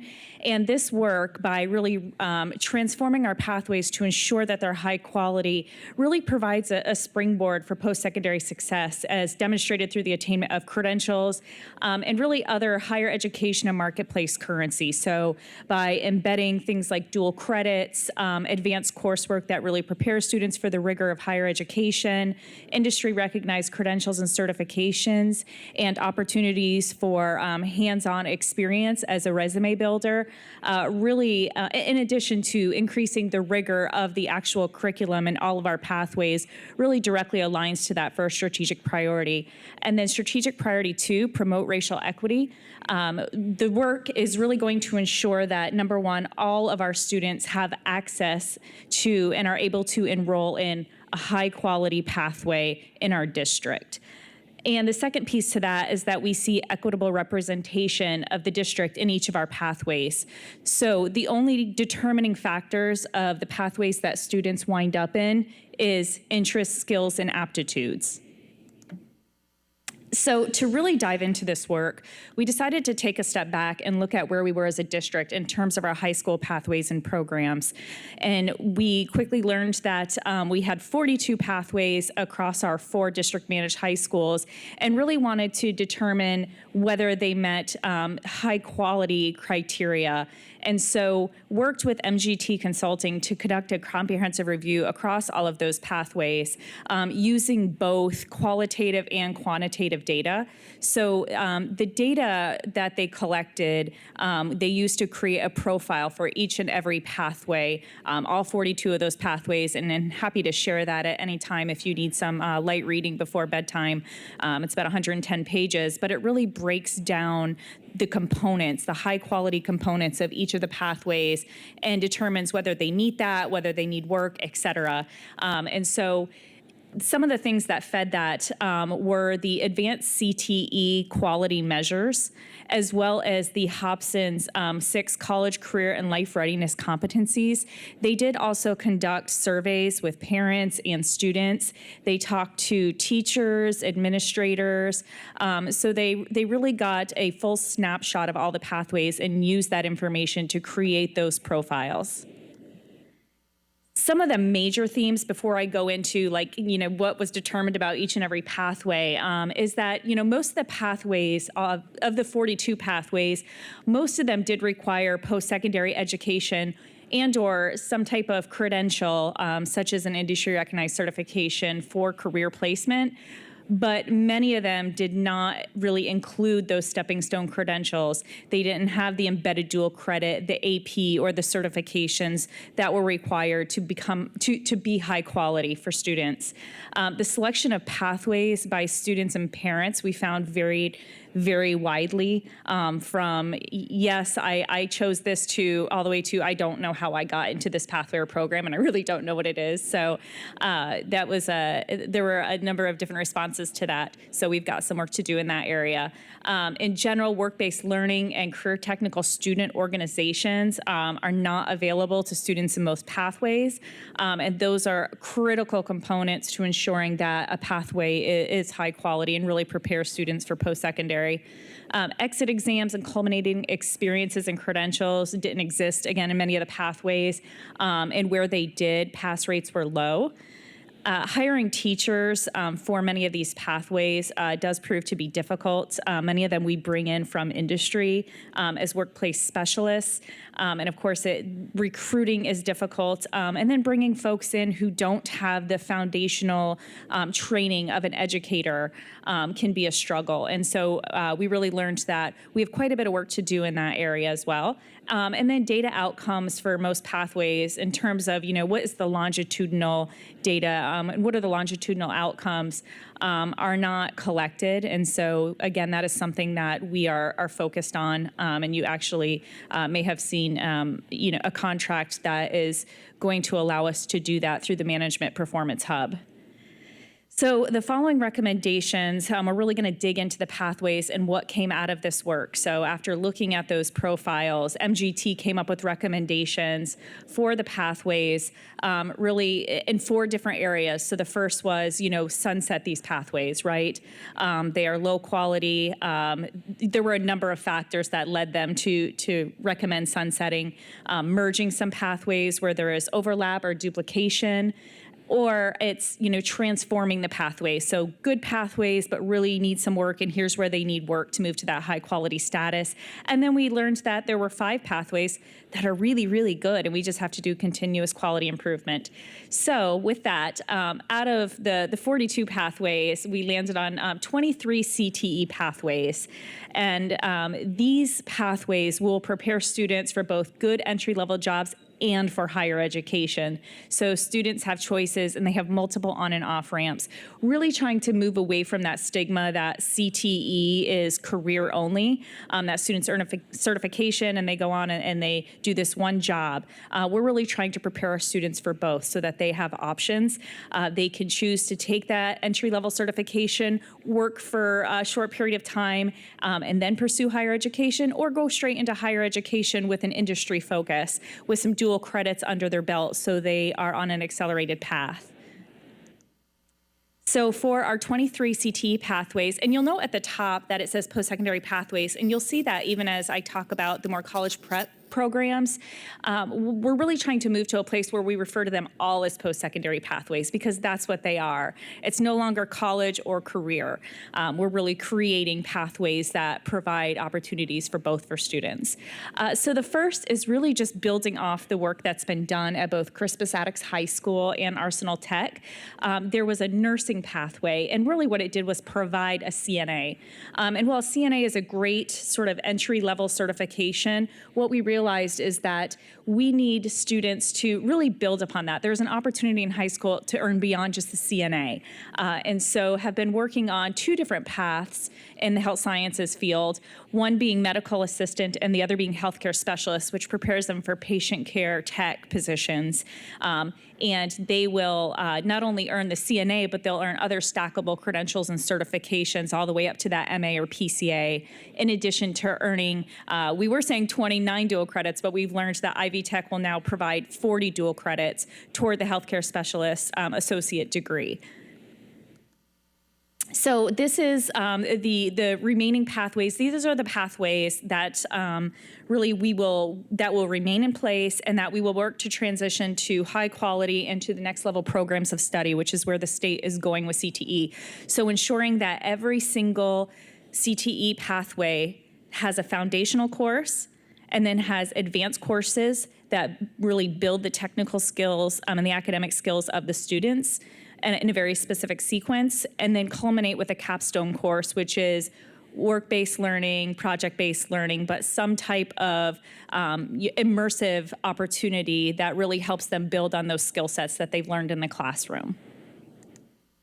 So you'll see here, and we're still in Arsenal Tech High School, those in gray, those are where we're going to see major changes. So dental careers is going to be sunset. There were several reasons for this, but this really included, first and foremost, enrollment was very, very low. And, second, really, there was no credential or certification associated with this pathway. And because of its very nature, it wasn't preparing students for careers in the dental field. I think we all know that careers in the dental field typically require, at minimum, a 4-year degree. Most of them require advanced degrees. And this program was really not preparing students for higher education in this space. We thought that students could be better served by participating in the Health Science Academy or in Biomedical Sciences or in the Math Sciences Academy. And so students will be redirected. Fire and rescue, we are not going to sunset that, but we are pausing for this year and working with our partners with the Indianapolis Fire Department to really build that out. What we learned was that students cannot become firefighters until they're 21. And so after completing this program, there was really nowhere for them to go for several years. And we found that many students were not actually going on to work in this field. And so we're regrouping on what are the certifications and ways that we can prepare them for higher ed in this area. And so really spending the next year working with that instructor and with IFD to determine, could we embed something like an EMS certification and dual credits. In terms of interactive media, MEP, those are both duplicative programs. They have overlap with another program, and so we're essentially merging those. Interactive media will merge with graphic imaging. MEP, which is mechanical, electrical, and plumbing, will be merged with construction trades. This is really a way to strengthen those pathways instead of having them be separate. By combining them, students are going to get even more certifications and credentials and will really get a better and more robust experience. Pharmacy, we are sunsetting for very similar reasons to dental careers. Again, students were not earning certifications. There was not a lot of demand. It was not a strong pathway, and we think that students would be better served, again, in biomedical sciences, in the health sciences areas, or in something like Math and Science Academy. Project Lead the Way Engineering, we are merging all engineering programs into one at George Washington. We're doing this for a couple of reasons, primarily because it's the enrollment numbers weren't there, and it's a very expensive program to run, and we feel like by combining it at one school and really directing students that are interested in engineering to one school, we can really build out that pathway to be a very powerful one. So at Crispus Attucks High School, you're going to see it's very colorful here. So we are sunsetting health informatics and physical therapy. Again, very similar reasons, reasons similar to pharmacy and dental careers. So health informatics just is not even a state-approved pathway. The curriculum is very, very dated. And in talking with our partners in the health sciences area, we learned that students would be better served by potentially going into informatics at GW or, again, biomedical sciences. Health informatics is such a specialized and narrow field that students really need, they need a better and more robust sort of foundational skill set.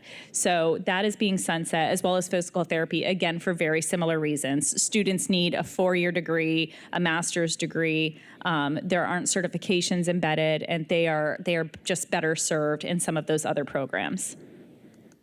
At George Washington High School, no major changes. That academy and those pathways are relatively new. We'll continue to focus on growing those pathways and making them the best they can possibly be. So again, ensuring that they align with the next level programs of study, that they have those foundational courses, they have those the sequence of courses in place that build up those technical skills, those embedded dual credits, industry recognized credentials, AP, where it makes sense. And again, that culminating experience, their senior year, where they're participating in a co-op, internship, apprenticeship, et cetera. For Shortridge, we did make the determination, again, that engineering would sunset, enrollment was low there, and we really, again, were committed to creating one very solid engineering pathway at George Washington. Resources were spread very thin, enrollment was spread very thin, and so by consolidating it, we can create a really solid program there. And then radio and TV at Shortridge was really duplicative of what we were doing at Tech. And again, enrollment numbers are low and costs were high. And so just made logical sense to sunset that at Shortridge. One I didn't mention, I'm sorry, I may have skipped over it for Shortridge. I'm sorry, I will get to that when I talk about the next set of programs. So there will now be 7 high-quality college prep programs. So again, I just want to reiterate that we're referring to all pathways as post-secondary pathways, no longer college or career. We are preparing students for both in all of our pathways, but for internal reasons, we refer to them this way. And these are really going to ensure that, students are prepared for the rigor of higher education. So they are participating in those advanced courses, AP, IB, honors, that we're embedding dual credits to put students on an accelerated path, looking at a number of partnerships with higher education that have, 2-year, 4-year agreements between, say, Ivy Tech and a public or private institution in Indiana, where they earn that 2-year degree by the time they've graduated, and then they go on to one of our local institutions as a junior. I also want to mention, and I didn't say this when I was talking about our CTE programs and pathways, but we are intentionally designing these pathways so that they not only prepare students for post-secondary, but that they also really ensure that students are meeting the graduation pathways requirements.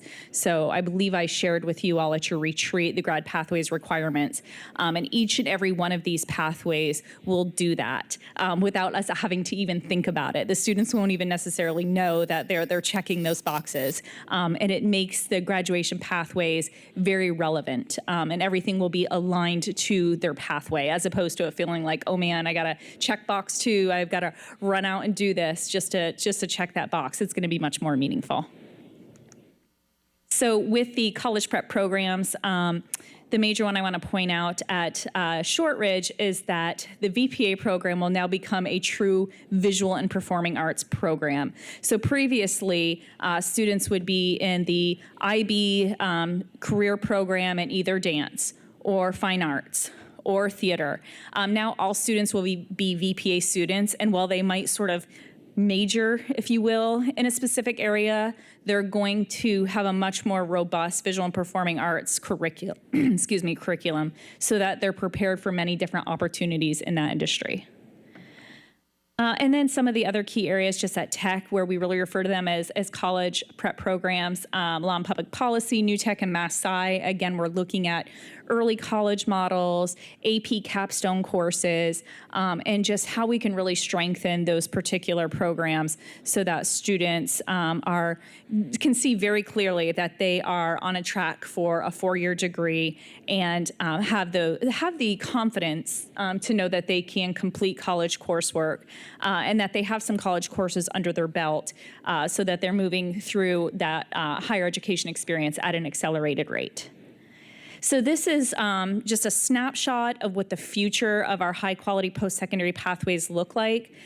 Please keep in mind that this is ongoing work. This is not a one and done.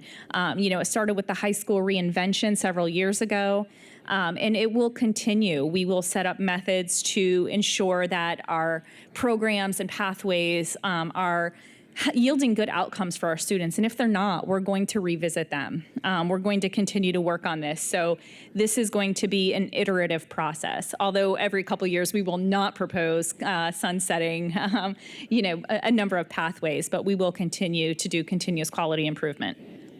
Also wanted to show just what our other high schools are offering. So our IPS innovation schools, we do have 6 additional high school options for students. So you can see here what, Crystal House at Manual, Heron and Riverside, KIPP, Purdue Polytech, and Thrival are offering our students. We did keep these in mind as we looked at our pathways. What we're really trying to become is a district that offers students a variety of very high quality opportunities. While there might be duplication every now and then, we want to make sure if it's duplicated, it's because there is interest and because there is opportunity for our students. I also wanted to mention the investments that we have received because I think that's really important. We could not do this without our philanthropic investments. And so you'll see here we've had, over the course of the last few years, seen about $8 million worth of awards in a number of areas. So this includes everything from, providing career awareness and development opportunities to, really investing in equipment and supplies for our high schools. And so we're being very intentional about how we leverage these dollars to do this work so we can really set our schools up for success. And some of the investments in the pathways, just wanted you to see kind of where we're thinking about the investments. First and foremost, just upskilling and credentialing our teachers so they're ready to teach those advanced courses. So they're ready to teach AP. They're really skilled at teaching IB courses, that they're credentialed to teach dual credit courses because they have to be certified for that.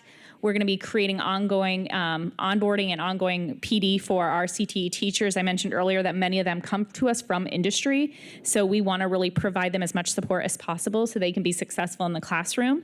Enhancing our current advanced coursework offerings and really building out those advanced coursework offerings. Providing tuition support for our students who are in dual enrollment opportunities on our local campuses, transitioning, all of our pathways to the next level programs of study as required by the state. The good news is we'll be a little bit ahead of the curve on that. And then just creating more high quality work-based learning opportunities, being able to pay students to participate in those because we know sometimes they have to make a choice if they have a job and they don't have that extra time. Making sure we have really great project-based learning where it's relevant.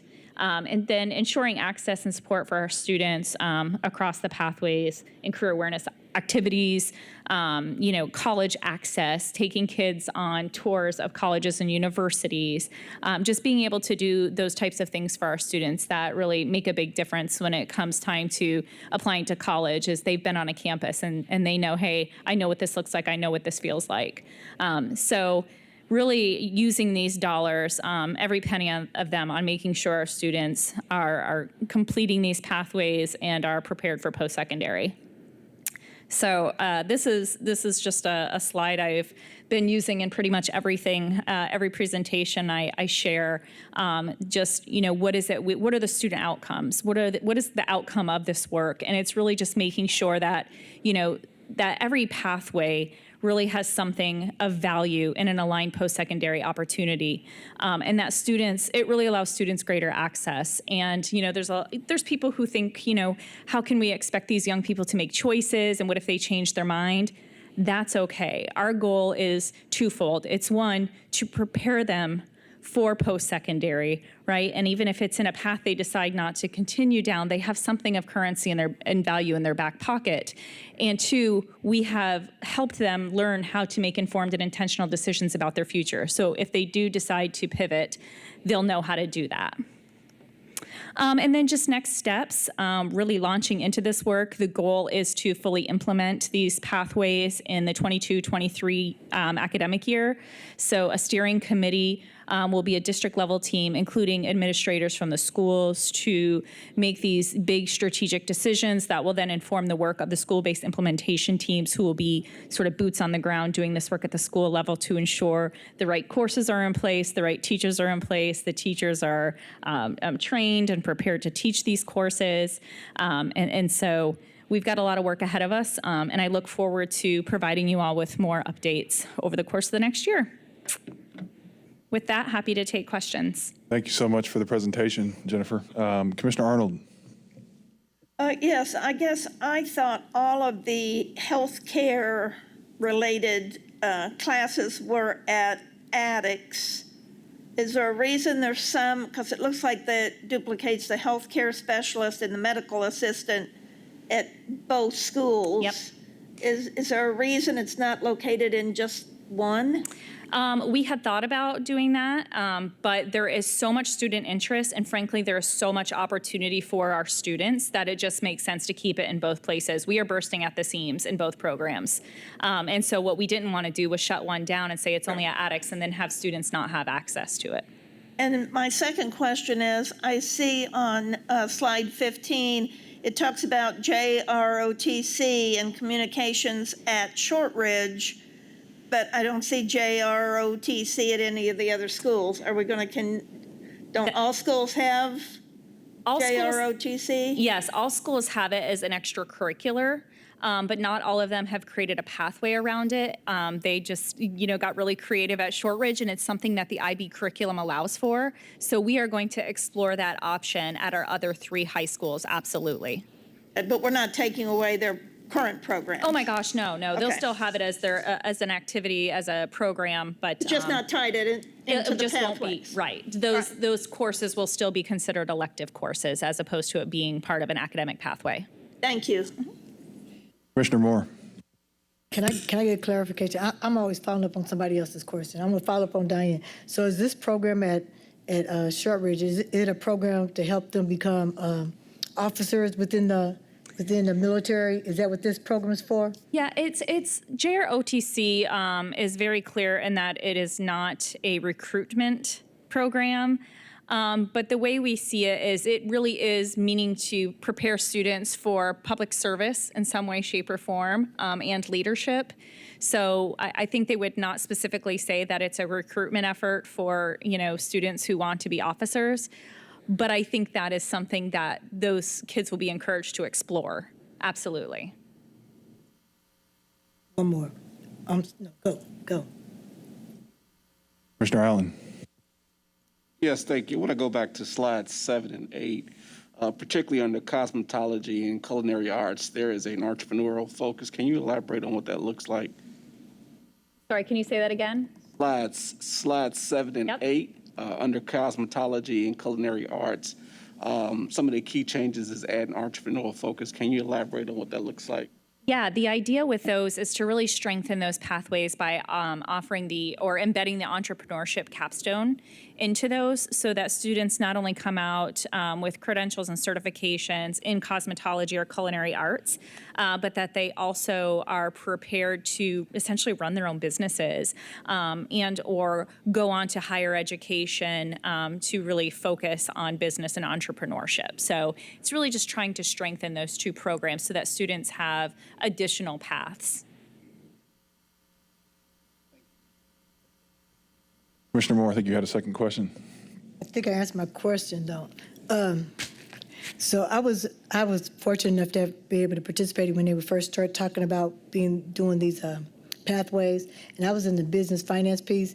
And as an accountant, as a CPA, which is only like less than 5% of us who look like me, can you tell me what you did with your accounting pathway? Because I'm looking for it, because it looked like it said somebody was going to move it to entrepreneurship, but I don't see it over here. Yeah, it's still going to be within the business and finance. So if you look at the very second one under George Washington on slide 10, banking and finance is accounting. It's just under the new next level programs of study. They're now calling it the accounting pathway, banking and finance. They call it the accounting program, banking and finance. They'll now be referring to it as the banking and finance pathway, but it'll still essentially be accounting. It'll be the same curriculum preparing students for opportunities in that field. Okay, thank you. Commissioner Collins. I think the pathways are terrific, but I'm wondering, Jennifer, how is the student kind of groomed, if you will, to understand what the pathway means? And they choose in 8th grade, so how do the high schools address both retention of the student in the pathway, as well as the flexibility to maybe take another option and to understand what that pathway means?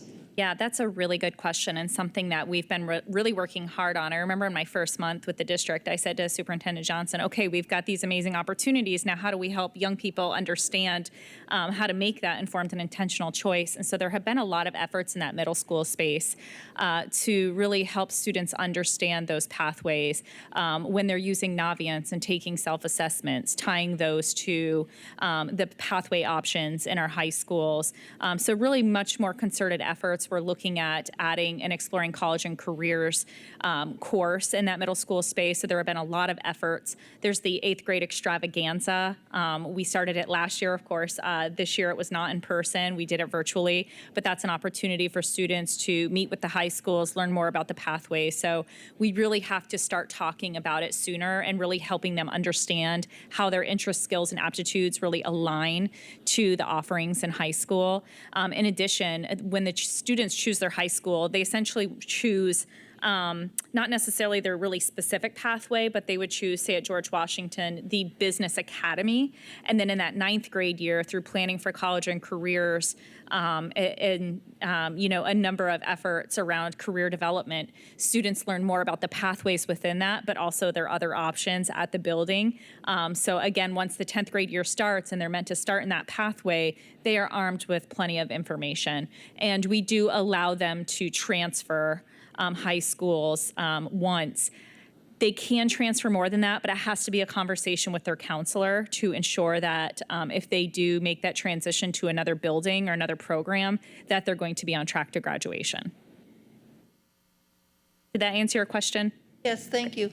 And if a student, let's say in their freshman year, they choose banking and finance, and something happens to that particular pathway that it's sunset to something else, then they would be able to choose another place maybe? Yeah, and we are trying to sunset them in a way that does not cut students off from completing their pathway. So for those we're sunsetting, it's going to be a transition. We're going to allow students to take that second level course next year and complete the pathway, and then we will completely, sunset the program. So we will never put the students in a position where we're going to get rid of a pathway or program and they're going to be, out there with, not in a position to be on track to graduate or to complete a pathway.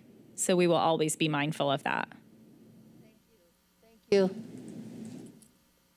Thank you, Commissioner Collins. For Commissioner Pritchard and Slack, I want to give you both an opportunity to ask Jennifer questions.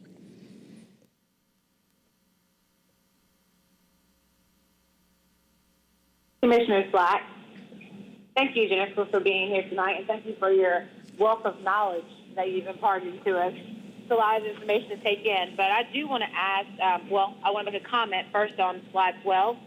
I am so happy to see that we're increasing the quality of our college prep courses, because lots of our parents a lot of money by giving those programs and being able to get those dual credits. So I want to commend us on doing that work. I do have some questions when we're talking about pharmacy, and now I'm trying to figure out what slide that was on again now. It was pharmacy, and it was in, I think it was in Arsenal Tech. Yep.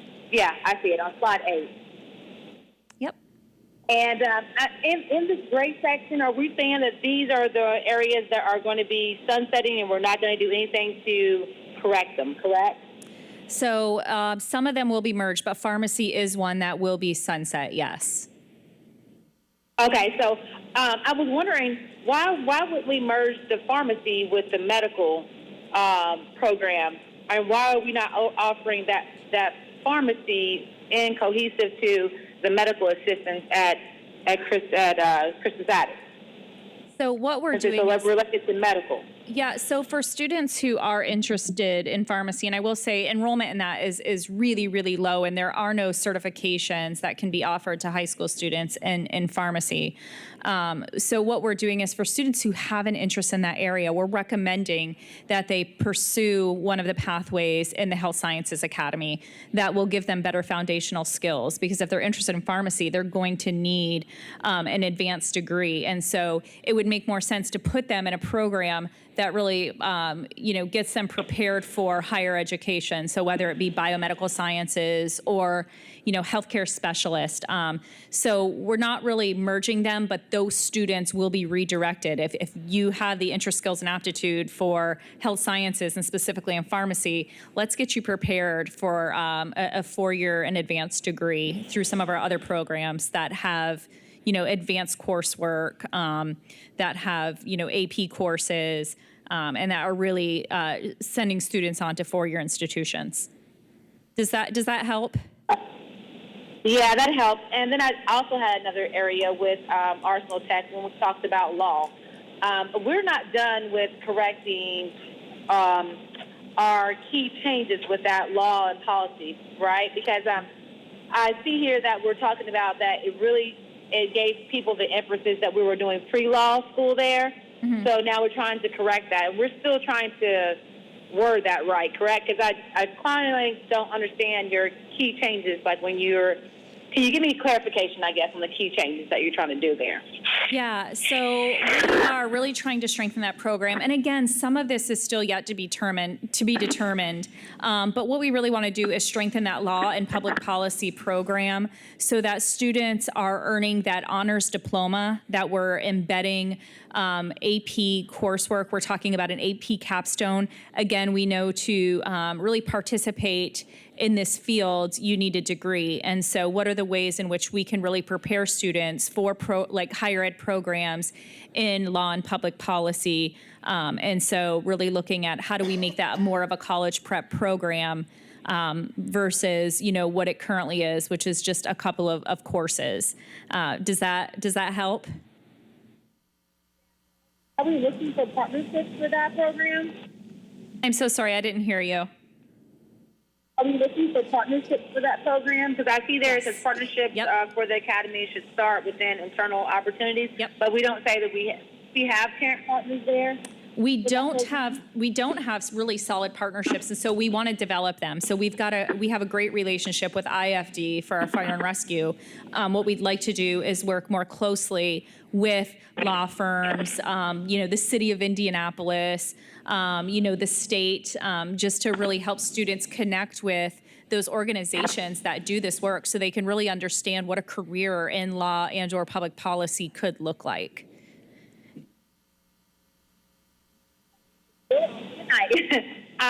When we go back to slide 11, when we're talking about Shortridge High School, and we're talking about the radio TV. Yep.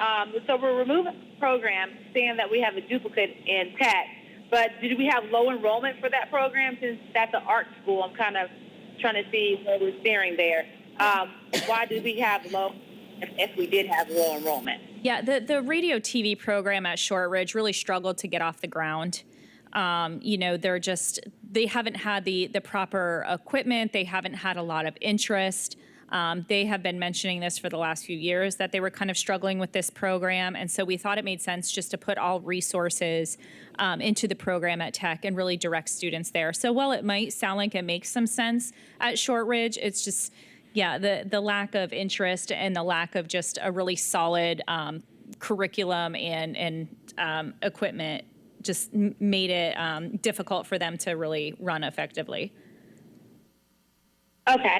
All right. Well, I want to commend us on slide 18 too, because I really like the investments and where we're making these investments. That when we're talking about helping our teachers and upskilling our teachers, I feel like we got a lot of work to do, but we're getting there. So thank you for your presentation tonight. Yeah. Thank you.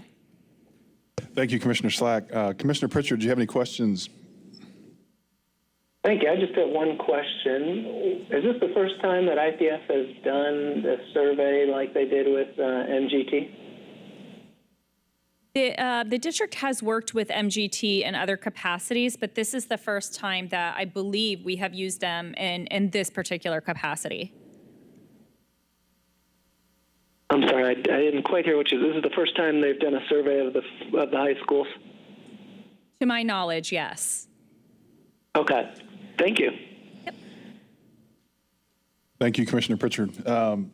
He took my question. I was trying to understand if MGT had been involved in some of the initial creation of the pathways at any point in time. Don't believe so. Okay. The other question is, so I want to make sure I understand, there are 42 pathways between the 4 direct run high schools, right?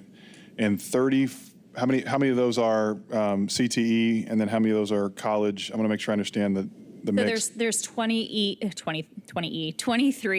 CTE pathways and 7 college prep pathways. Okay, So we're all down right. to about 30. But keep in mind, this is still a work in progress. So we, may end up having to, separate out 1 or 2 of the CTE pathways depending on the direction the state goes. But generally speaking, that's what we're at.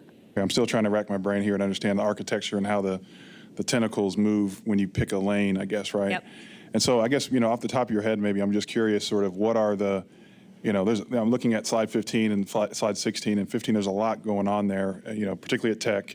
And, just acknowledging that there's a lot going on. And so when you think about like, what are the most high demand programs that students are attracted to, that families are attracted to? Maybe just if you could kind of identify here on this slide what those are. Yeah. So first, I do want to mention this looks like a lot, and so we are trying to really organize our pathways under academy or institute type umbrellas, so it doesn't feel so overwhelming. So I just wanted to mention that.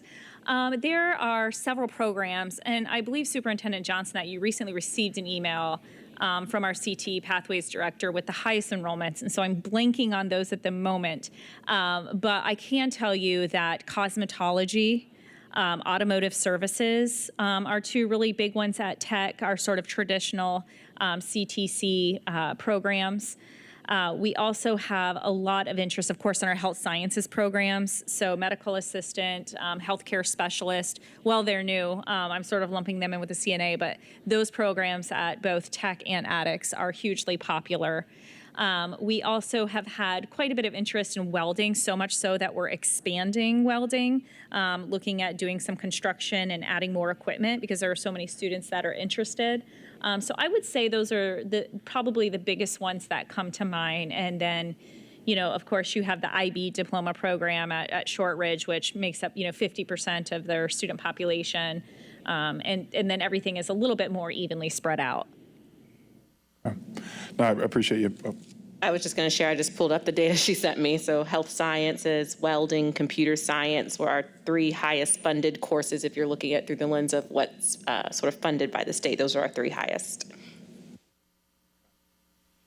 Thank you for that. So I think the other maybe question is just sort of thinking through, on the other side of this, whether it's 30 or 42, whatever that is or will become, as we think about when students leave and truly enter the post-secondary world, how do we, as we're thinking about retooling the program, I'm assuming it's demand and interest, it's, how well are we doing it? And then also maybe that's part of how what we're doing is the outcomes. And as students move on to post-secondary, are they tapping into those career paths? Are they going to 2 or 4 year institutions? Are they enlisting? How does that output sort of play into how you're thinking about this shift? Yeah, that's a really good question, and something that's been on our mind is how do we look at outcomes by pathway to really determine, what we do with the pathways, right? And so we are currently working with, as I mentioned earlier, KSM Consulting to analyze some data that we are going to be requesting from the state about outcomes. We're going to be looking back. We won't have it by pathway because that's not how data was tracked or how we've tracked it in our student information system, but we're going to set ourselves up to look at that moving forward. And so moving forward, we want to look at 2 things. We want to look at, are students progressing? Are they progressing along these pathways, right? Are they completing the coursework on time?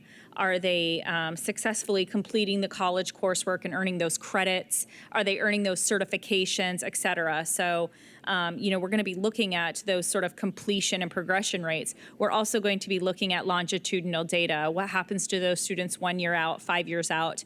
What industries are they employed in? What do their wages look like? Are they earning 2 and 4 year degrees? We're going to be looking at a number of those things. Enlistment's a little more difficult. We are not able to get that data, but we're going to be using those 2 key things, student progress and completion of the pathways, and then long-term student outcomes to really continue to look at our pathways and determine, how do we continue to pivot and provide the best pathway opportunities for students where we know they have the most success. Great, thank you. The one thing I'll note, and Jennifer, I don't know if you want to talk a little bit about it, but at the State House right now, there's also some proposed legislation that would eliminate some of the state funding for some of the CTE courses. And so, depending on the outcome of that, could, force us to sort of have to reevaluate some of this and determine, do we fund from our own district budget? Do we not offer that programming anymore? So just want to name that that's something that Jennifer and her team are tracking really closely at the State House during this time as well. Commissioner Arnold. I find that very interesting, since the big push is students being able to get a job right after they get out of high school, become productive citizens, and they're reducing funding. Very interesting. Thank you. Thanks. Thanks, Jennifer. We can move into unfinished business, and there are no items in unfinished business. There are 2 items this evening in new business. The first item, I believe it's item 8.01. Yes, is the administration's request for the approval of a renewal, an extension of the MOU that we have with the John Marshall Collaborative. I believe we have Mike Higbee here, as well as, I need to cheat and look at my names, Mike Higbee along with Charlie Garcia, who are both here from the collaborative and have been playing key roles in moving that work forward. Scott Martin presented the full presentation to the board on Tuesday, and so I would invite Mike and Charlie just to share any highlights from your point of view of what's going well and what the future holds ahead. And thank you both for being here. Thank you, Superintendent Johnson and Commissioners. Good to see you. Mike Higbee, and I'm part of the John Marshall Collaborative with my partner, Charlie Garcia. And I think we're probably here to see if you have any questions. We can give you a little bit of an overview of what we've been up to since, thank you, Scott, my assistant here. What we've been up to since we executed the MOU with you last June of 2020. Our primary activity has really been engaging with the neighborhood. As you know, this is an asset in the community, the Far East Side, that is very important to the neighborhood. They have been struggling with trying to figure out what the right track might be. Charlie and I showed up one day with an agreement with IPS to kind of take a look at the property to see if we could work with the neighborhood to program. And I have to tell you, there was some skepticism about what our intentions were. So we first and foremost had to sit down and come to an understanding that we understood from the get-go, and I think IPS certainly understood this as well, that we're not doing anything with that facility unless the neighborhood sees it as a benefit to the neighborhood and they're part of it. And so we had to get to the point of everybody agreeing that that was a given, that we were going to partner with the neighborhood, that they were critical to the solution, and that together we had to really roll up our sleeves and get to work, because this is not an easy project to figure out. Our assumption, as Charlie and I got into it, was that there was an excellent opportunity to, first and foremost, connect that facility to some tremendous job growth that is happening over in Hancock County, just 3 miles to 4 miles directly due east of the site. You take 38th Street out to Hancock County, you're on 300 North. You take 300 North about another mile, and you're at the front door of the new Amazon Fulfillment Center. They're hiring about 3,000 to 4,000 people at that center. And then just up the road from that center, Walmart is under construction with a new facility just north of the airport out there. And they will hire about another 3,000 workers once they're open in about 1.5 years. The work within these facilities is going to be very diverse. These are highly automated facilities, and they're going to need people trained in not only doing the basic logistics of the center, but running this machinery, programming the machinery, and making sure it is up and running and doing what it needs to do every day. So we're hoping to work with those employers, work with the Hancock County Economic Development Corporation. Right now, there are 21 projects that are either under construction or about ready to start construction that will be employing a lot of people. Before the pandemic, in this neighborhood, the Far East Side, If you looked at the 16 to 24-year-old age group, when we were at full employment in this country, that group within that neighborhood had a 28% unemployment rate. So the connection to jobs and opportunity has not been very good. And our first and foremost, we wanted to work with the neighborhood to see if indeed that should be the priority, the catalyst for starting something we're conceptualizing or calling an opportunity hub. And that facility, we think, can really be programmed not only to be a training and job placement center, but open up a number of other opportunities, support services, certainly entrepreneurial activity, the career pathways that were just discussed, we think are critical, and something that can be programmed into that facility. With the primary premise is that if you're in that neighborhood right now, you have to get on a bus or get in a car and travel quite a distance to go find the opportunity, and quite often in an unwelcoming environment. And if we can bring those services and those opportunities to the neighborhood and access them right there in the neighborhood, then we have an opportunity to really make a difference in people's lives. The market shed, and I'll stop at this point and see if Charlie wants to fill in the gaps here, but the market shed that we hope to serve is about a 3-mile radius around that site, and as you could see in the packet that we provided, that's about 85,000 people within 3 miles of that site. The other universe of customer base that we feel is important to look at to see if we can have some impact on them as well is the number of businesses that are within a 10-minute drive of that site. Almost 600 businesses with 20 or more employees. And we think there could be a business accelerator program to really help some of the businesses that have started there that may be struggling right now, help them really kind of get the roots dug in a little bit deeper and find a growth opportunity as they go forward. So we hope to serve not only the residents, but the businesses within the neighborhood. Charlie, do you want to step in? Sure. The model that we're using is one that some of you are familiar with. Of course, Commissioner Arnold, when we did the Central State Hospital, we needed a point of leverage. Also, Commissioner Hawkins, when we did the Meadows, we needed a point of leverage. Of course, in Central State, it was Hawthorne, and we thank you for that support. Commissioner Arnold, took years to get off the ground, but it's vibrant now and growing. And Commissioner Hawkins, you were very involved in the Meadows, as well as Commissioner Pritchard. A heavy lift with Tinley and Avondale Meadows, which is now the Indianapolis schools. But this school is a leveraging point for us for that community. It's a community that has a lot of needs, continues to erode and digress.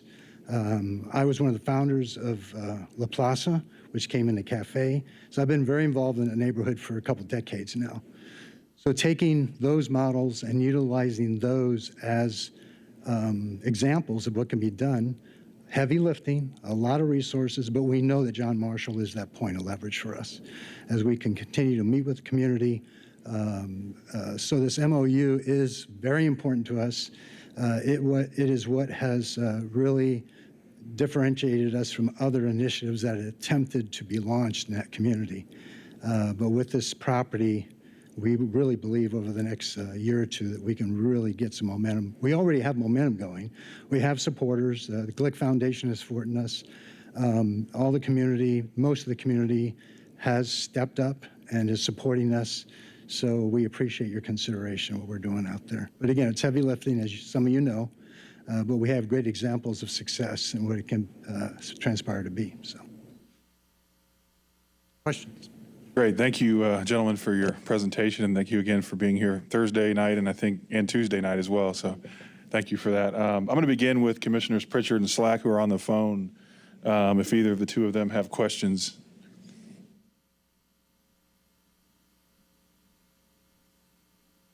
Commissioner Slack. Pritchard. Go ahead, Commissioner Slack. Go ahead. Go ahead, Commissioner Slack. No, go ahead. I'm fine. Go ahead. I was just going to say thanks for the presentation. I do not have any questions. Thank you. Commissioner Slack. Hello. Thanks for the presentation again. Thanks for coming out on Tuesday night and now tonight. I looked over the program, and it looked really, really well. I like the partnership and the work we're doing with training. So I have no questions. Thank you guys for the work, though. Thank you, Commissioner Slack. Commissioner Arnold. First of all, it's great to see you. We have a long history with one another. I'm glad to see that you're working with CAFE. I know they do a lot of work, and it's good to see you're connected. I know you mentioned the GLIC organization. I know they've been very active out there, and so can you just highlight a little bit about what their part or what their participation is? Yeah, actually, my involvement started with Mary Ann Glick, and she asked me to come out and look at the school for a number of reasons, primarily because well, if you don't know, I'm in construction and development, primarily construction engineering. So when I evaluated the building, I gave her some opinions on the building itself. And that led to more discussions of how much money they've invested already in the community. They have close to 1,200 units out there, the Glick properties. So they are vested in the community, but have not been able to find an initiative that could really develop and transition that community. So when she approached me, of course, Commissioner Arnold, I called Mike and I said, okay, I got another difficult one for you. And so they're very supportive. As any investor, they want to see more substance, if you will, which we are preparing now.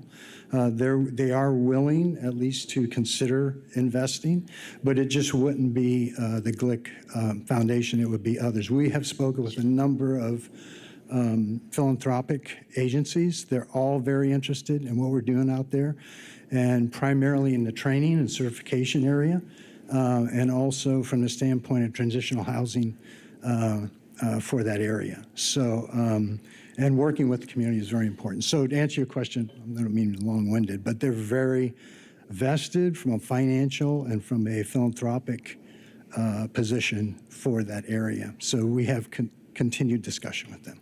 Well, I wish you all the luck. I know that there's a very dense population. I mean, there's a lot of apartments, a lot of young people. I can remember several years ago. I know that school is a facility that we've struggled with figuring out something productive to do. So I can only speak for myself, but it sounds like a great opportunity, and wish you good luck moving forward. I'd love to come out and see it sometime. I think Kenneth was before. Commissioner Allen. Yes, again, thank you for being here today as well. How have you all maintained engagement with that community and the pulse of that community in the COVID? Really good question. And again, I had to start a bit slowly because I think there was some skepticism about why we would be interested in coming out and trying to do something with John Marshall. And both, as Diane knows, and Commissioner Evans and Commissioner Pritchard, Commissioner Arnold, who we've worked together with before, at our heart, we're community builders. And we know there's a need and we know there's an opportunity. We kind of felt the timing was right to engage with IPS and then the neighborhood to see if we could get something on track. So I will tell you, it took a good 6 months to get the engagement moving in the direction that we felt was necessary to have the partnership strong enough to really move forward. Councilor Jackson, the councilwoman from the district, she runs Pathways. She's been very instrumental in helping us. There's a redevelopment committee with about a dozen community leaders on it. They've been great to work with, and they've really given us a lot of guidance. So we first sat down with them. They kind of got to know us a little bit, and then they started kind of giving us some insights about what we should be considering and what we should be looking at, and where they were going to really kind of do their own due diligence on us and our program to make sure it was going to fit for the neighborhood. And so they've been kind of our guiding light. CAFE, as Commissioner Arnold mentioned, has been very, very involved. They do a lot of support services. They engage on the community level. So they've given us a lot of insights as well. That's one level of community participation.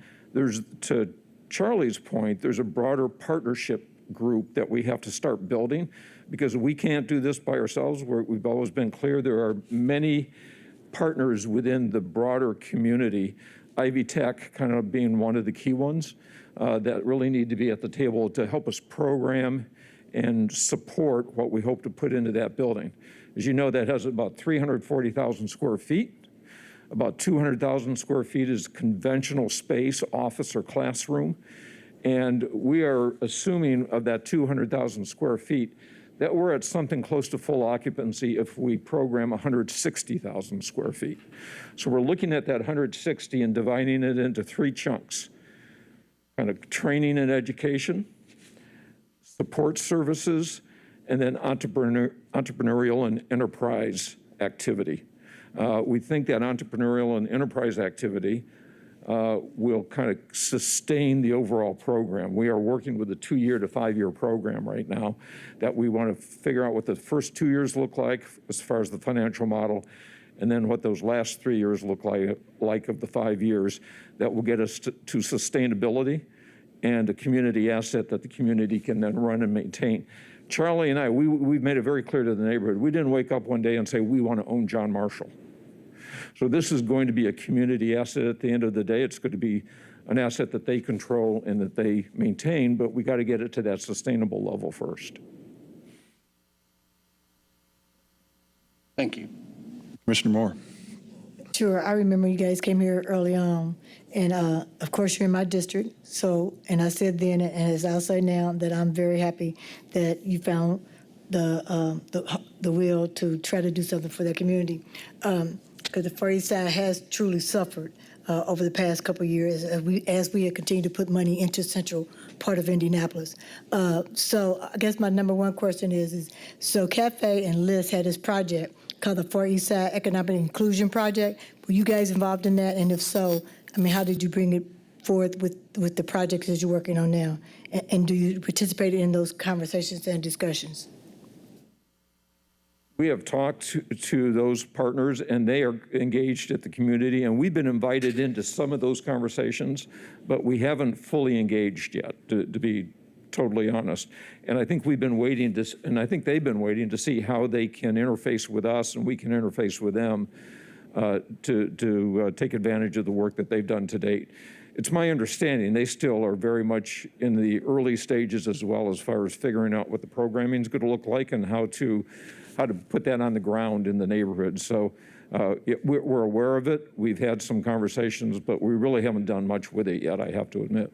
Okay, I would strongly suggest that you guys consider that, because as we look at some of the things that you're talking about doing within that building, that is definitely an economic issue for their community and bringing, some solidarity to the community and some of the things that they're trying to do. So. I think the best person is for us doing it. We've talked to LISC, but is there somebody that we should see as a point on that we should be engaging with? So can I get the information to you? Sure. I will do that. All right. Well, thank you, Commissioner Moore. And again, gentlemen, thank you for being here this evening. It's great to see you both. And thank you for taking this project on. So I think at this point, board, it's time for us to entertain a motion to extend the MOU. So I'm going to formalize that. Do I have a motion to agree to extend the term of the Memorandum of Understanding through June 30th as presented? So moved. Second. All right. We have a motion and a second. Any comments or discussion? All right, Mr. Brundler, please call the roll. Commissioner Allen. Yes. Commissioner Arnold. Yes. Commissioner Pritchard. Commissioner Pritchard, yes. Commissioner Slack. Yes. Secretary Collins. Yes. Vice President Moore. Yes. President Hawkins. Yes. Motion carries. Thank you, Mr. Brundler. Oh, please. We'd really be negligent if we didn't thank IPS for all the support and being willing to give us this opportunity to do this.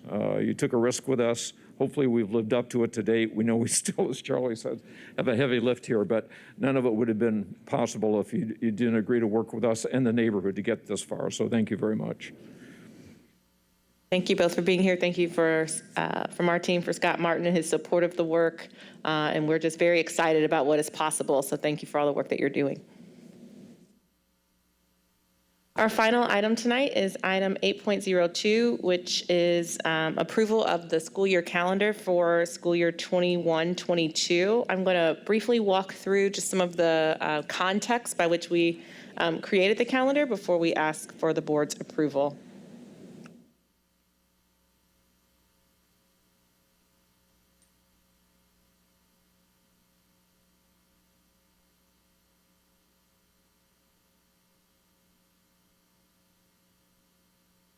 Great, so we can go ahead to slide 3. So as we think about the calendar, there were a few things that we kept in mind. One, thinking about how we, as you've heard about, plan to leverage the ESSER II dollars to support learning.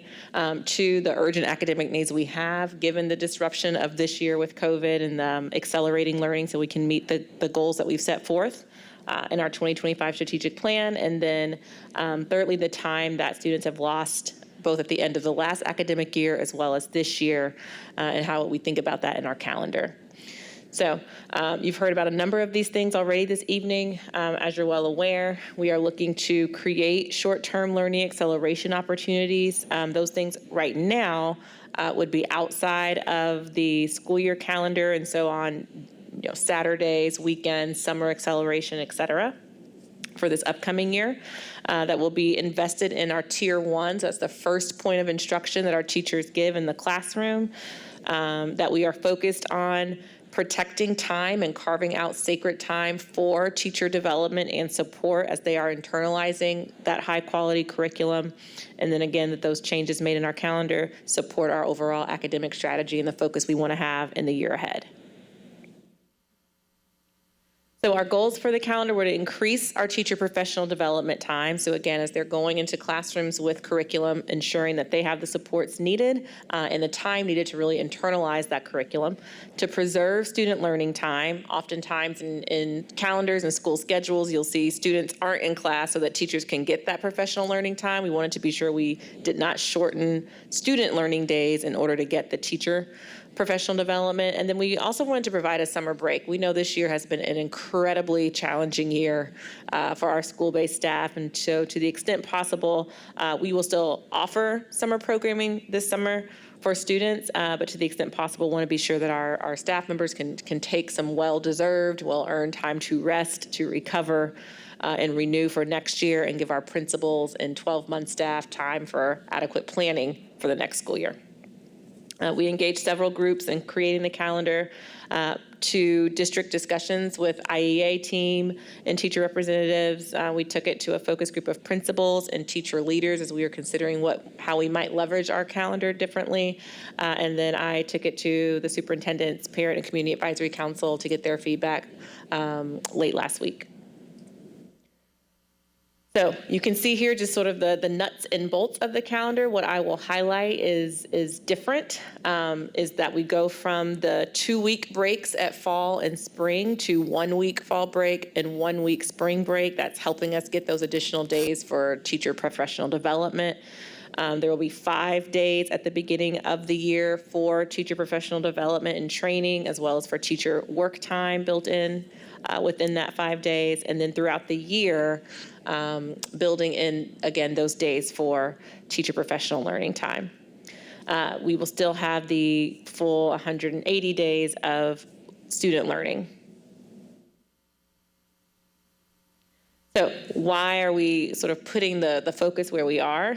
We believe if we increase the number of professional development days at the beginning of the year, then school teams will have the time to really focus in on building a strong back to school culture and climate as they start the year, particularly given, again, the disruptions we faced this year. We believe the focus on the beginning of the year for increased professional learning would allow our teams to really more deeply internalize the curriculum and also give us the opportunity to partner with some organizations in the field who are very well regarded for their professional learning that they can provide. And then throughout the year, we want to have the opportunities for teachers to do those step backs and say, what's working, what's not working, how might I need to adjust my practice? And so by having those days embedded within the course of the school year, we're able to do that. So for this year, we'll be focused really on strengthening our teacher professional development. So for the time that we do have our students during the school day, how do we make sure we're maximizing instruction and that high quality instruction is happening? We'll do that by being focused on Tier 1 instruction, using high-quality curriculum and supporting teachers in effectively implementing that curriculum. And then as we think about the 22-23 school year, we'll sort of do some reflection on what worked well for this year, and if we think there are other adjustments to make to the calendar. You'll hear about a number of school districts considering things like extended day or extended year. We wanted to first sort of focus on that teacher practice and then consider perhaps those other adjustments moving forward. So you might see that come up in the years ahead. There's a copy of the calendar that was included in board docs, the actual calendar itself. And so the administration just requests the board's approval of that calendar. Are there any questions for Superintendent Johnson? Commissioner Collins. Superintendent Johnson, when I'm looking at the calendar itself, where are those, and you said there were 5 days added to professional development for teachers, but it looks like on the professional development days for the first semester there, it's 7. So is there only 2 more professional development days in the rest of that semester? There's 5 before the year starts. So if you look at that last week of July, you'll see 4 sort of pink days and then 1 in red. Those, the 4 are the professional development, and the red is the teacher work day. And then you'll see 1 day in September, October, and November that are also professional learning days. Okay. And will teachers be on a contract for the number of days that they're actually working, including the professional development days, or are they on the?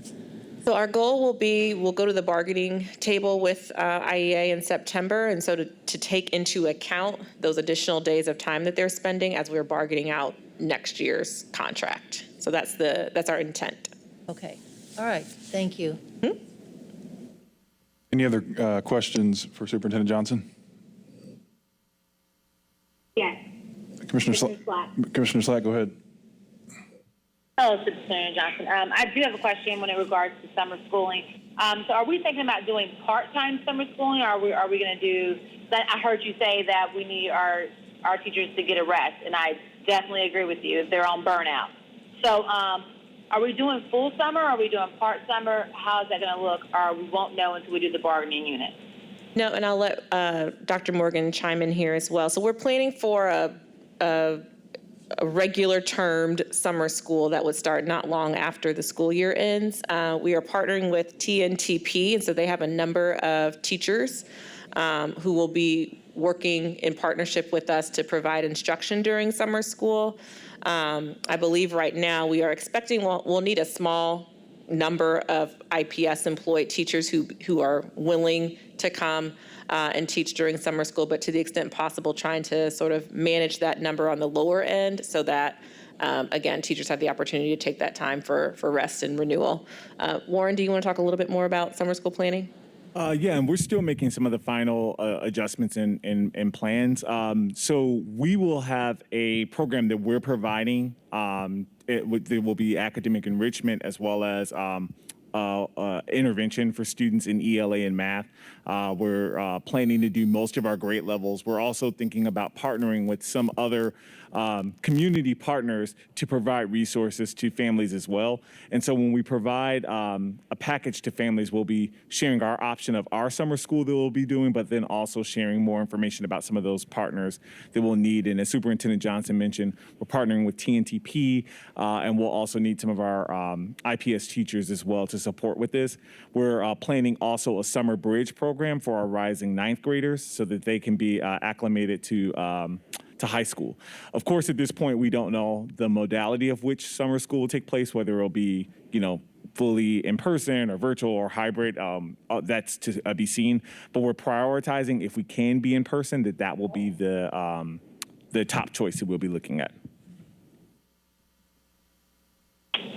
Thank you very much. I appreciate that. I mean, I know that is well needed, especially when we talk about in the context of slide 3 for this presentation. So thank you. Appreciate it. Commissioner Pritchard, I don't want to leave you hanging in there. Any questions for Superintendent Johnson? Thank you. I do not have any questions, though, but thanks. All All right. Well, I appreciate Commissioner Slack's question, just clarifying around summer school. And I know that there's a robust summer, programming, community partners and of the like that are assembling that plan. So I hope that as that starts to really unfold, that we're, supporting our families as they learn to navigate what the options and availabilities are, because certainly, acknowledge that this is a summer that requires some rest. I think everyone acknowledges that, but also, our young people are, we've looked at the data. We know that there has been a need for recovery and for resurgence. So, I know that we're not alone on this. There are partners that are standing by and ready to love on our kids and support our kids and educate our kids and support them through the summer season. So Yes, and I should note Christian Strickland and her team have been engaged as that planning work has been getting underway. So yes, we want to make sure we're making those connections and providing those resources to our students and families. Great, thank you. All right, so with that being said, I think we'll move to the adoption of the resolution. So do we have a motion to approve the school year 2021-22 calendar as presented? So moved. Second. All right, we have a motion and a second. Any further comments? All right, hearing none, Mr. Burnler, please call the roll. Commissioner Allen. Yes. Commissioner Arnold. Yes. Commissioner Pritchard. Commissioner Pritchard, yes. Commissioner Slack. Yes. Secretary Collins. Yes. Vice President Moore. Yes. President Hawkins. Yes. Motion carries. Thank you, Mr. Burnlor. Okay, so we're going to move to section 9 of the agenda, closing comments. Does any commissioner wish to offer any closing comments this evening? Commissioner Moore. Okay, my mother and them always said that I had a one-track mind. I always jump right straight to it versus doing all the nice stuff you're supposed to do before. And I want to say that most of the times I ask my questions direct, and I never say thank you for all the hard work that you have done to bring forth IPS on the track that we are now. So I want to take this opportunity to say I apologize that I always jump straight forward versus telling you guys how much I appreciate all the hard work the superintendent and her team have done to bring us where we are today. So I want to thank you and commend you for all the hard work.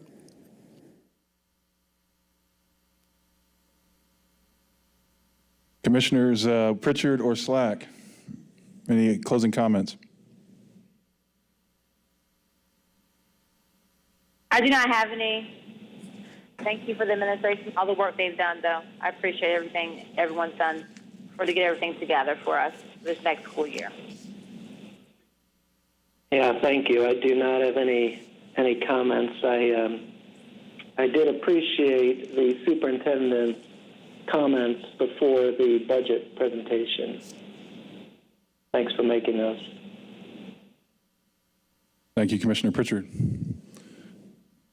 So I'll just briefly say that, we're wrapping up Black History Month, and I just want to first acknowledge and just express my gratuity and how proud I am of our young people and our students. I saw on social media all kinds of lessons and programs or projects and things of that nature and discussions that were happening. So I just want to thank each of you and our educators for continuing to stay focused.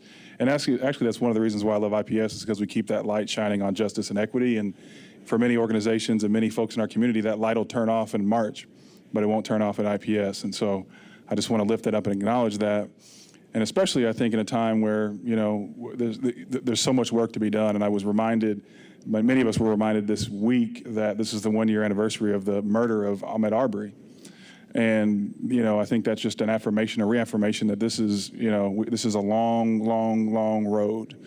And so I say all that to say not to bring us down, but to recognize that there's so much more work to do. And actually, and I also want to give a shout out related to this to a group of parents. I had an opportunity to spend some time with some parents yesterday virtually. And, a firm reminder of the excellence of what we can do as a people as we focus on justice and equity. And these parents were hyper-focused on the issues and the topics that were discussed today during this board meeting around equitable allocation of resources to young people, particularly Black and brown students, around disciplinary practices, around academic achievement, the achievement gap, et cetera, you name it, they were on it. And so I want to lift them up as a shining example of Black and brown excellence, particularly in the Black History Month that we're in February. Thank you. So with that being said, Superintendent Johnson, we'll pass to you. closing comments. Thank you. And thank you, commissioners, for your time, questions, and feedback tonight. We've now been back in school for about 6 weeks, and I've been thrilled to visit our school buildings and see our students and teachers. I was at George Washington this morning. It's been heartening as well to see our community positivity rates continue to come down. You may have heard Dr. Kane saying they're now considering what schools may have the ability to do in terms of bringing all grade levels back for in-person learning 5 days a week. So we're looking forward to getting that update from the health department in the very near future so that we can make plans accordingly. Switching gears a bit, I also want to wish our boys basketball team luck. The boys basketball sectional will begin in the next week. So we wish all of our teams participating good luck as they move forward in that sectional. Also on Tuesday, that was match day from Enroll Indy, and so I also want to welcome all of our new families to IPS who received their enrollment match on Tuesday. We are very happy to have them join the IPS family or join their new school if they're moving up into the grades within the district. I saw lots of things on social media where folks are very excited to get that news on Tuesday. And then finally, I just do want to reiterate in our conversation about the budget that we do know that challenging decisions are ahead for our team and for this board, but that continuing to elevate our voices and the voices of our students and our families has never been more important. And I believe that with our thoughtfulness and intentionality regarding the decisions we make and the impact they will have on our students, that we will take that decision-making very seriously. And I want our community, our team, our families to know that we do understand the responsibility that we have as a team, that we will be and will continue to be good stewards of our limited resources, and that we will center our students, that they deserve to be able to have the resources so that they can live the lives that they dream of living, and we will advocate for nothing less than that for them. And that's all my comments for this evening. Thank you, Superintendent Johnson. And thank you all.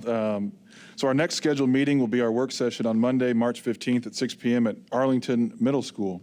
Having completed all the agendas on the all the items on the agenda. Wow, it is 8:49, 8:50. Goodness gracious. The meeting stands adjourned.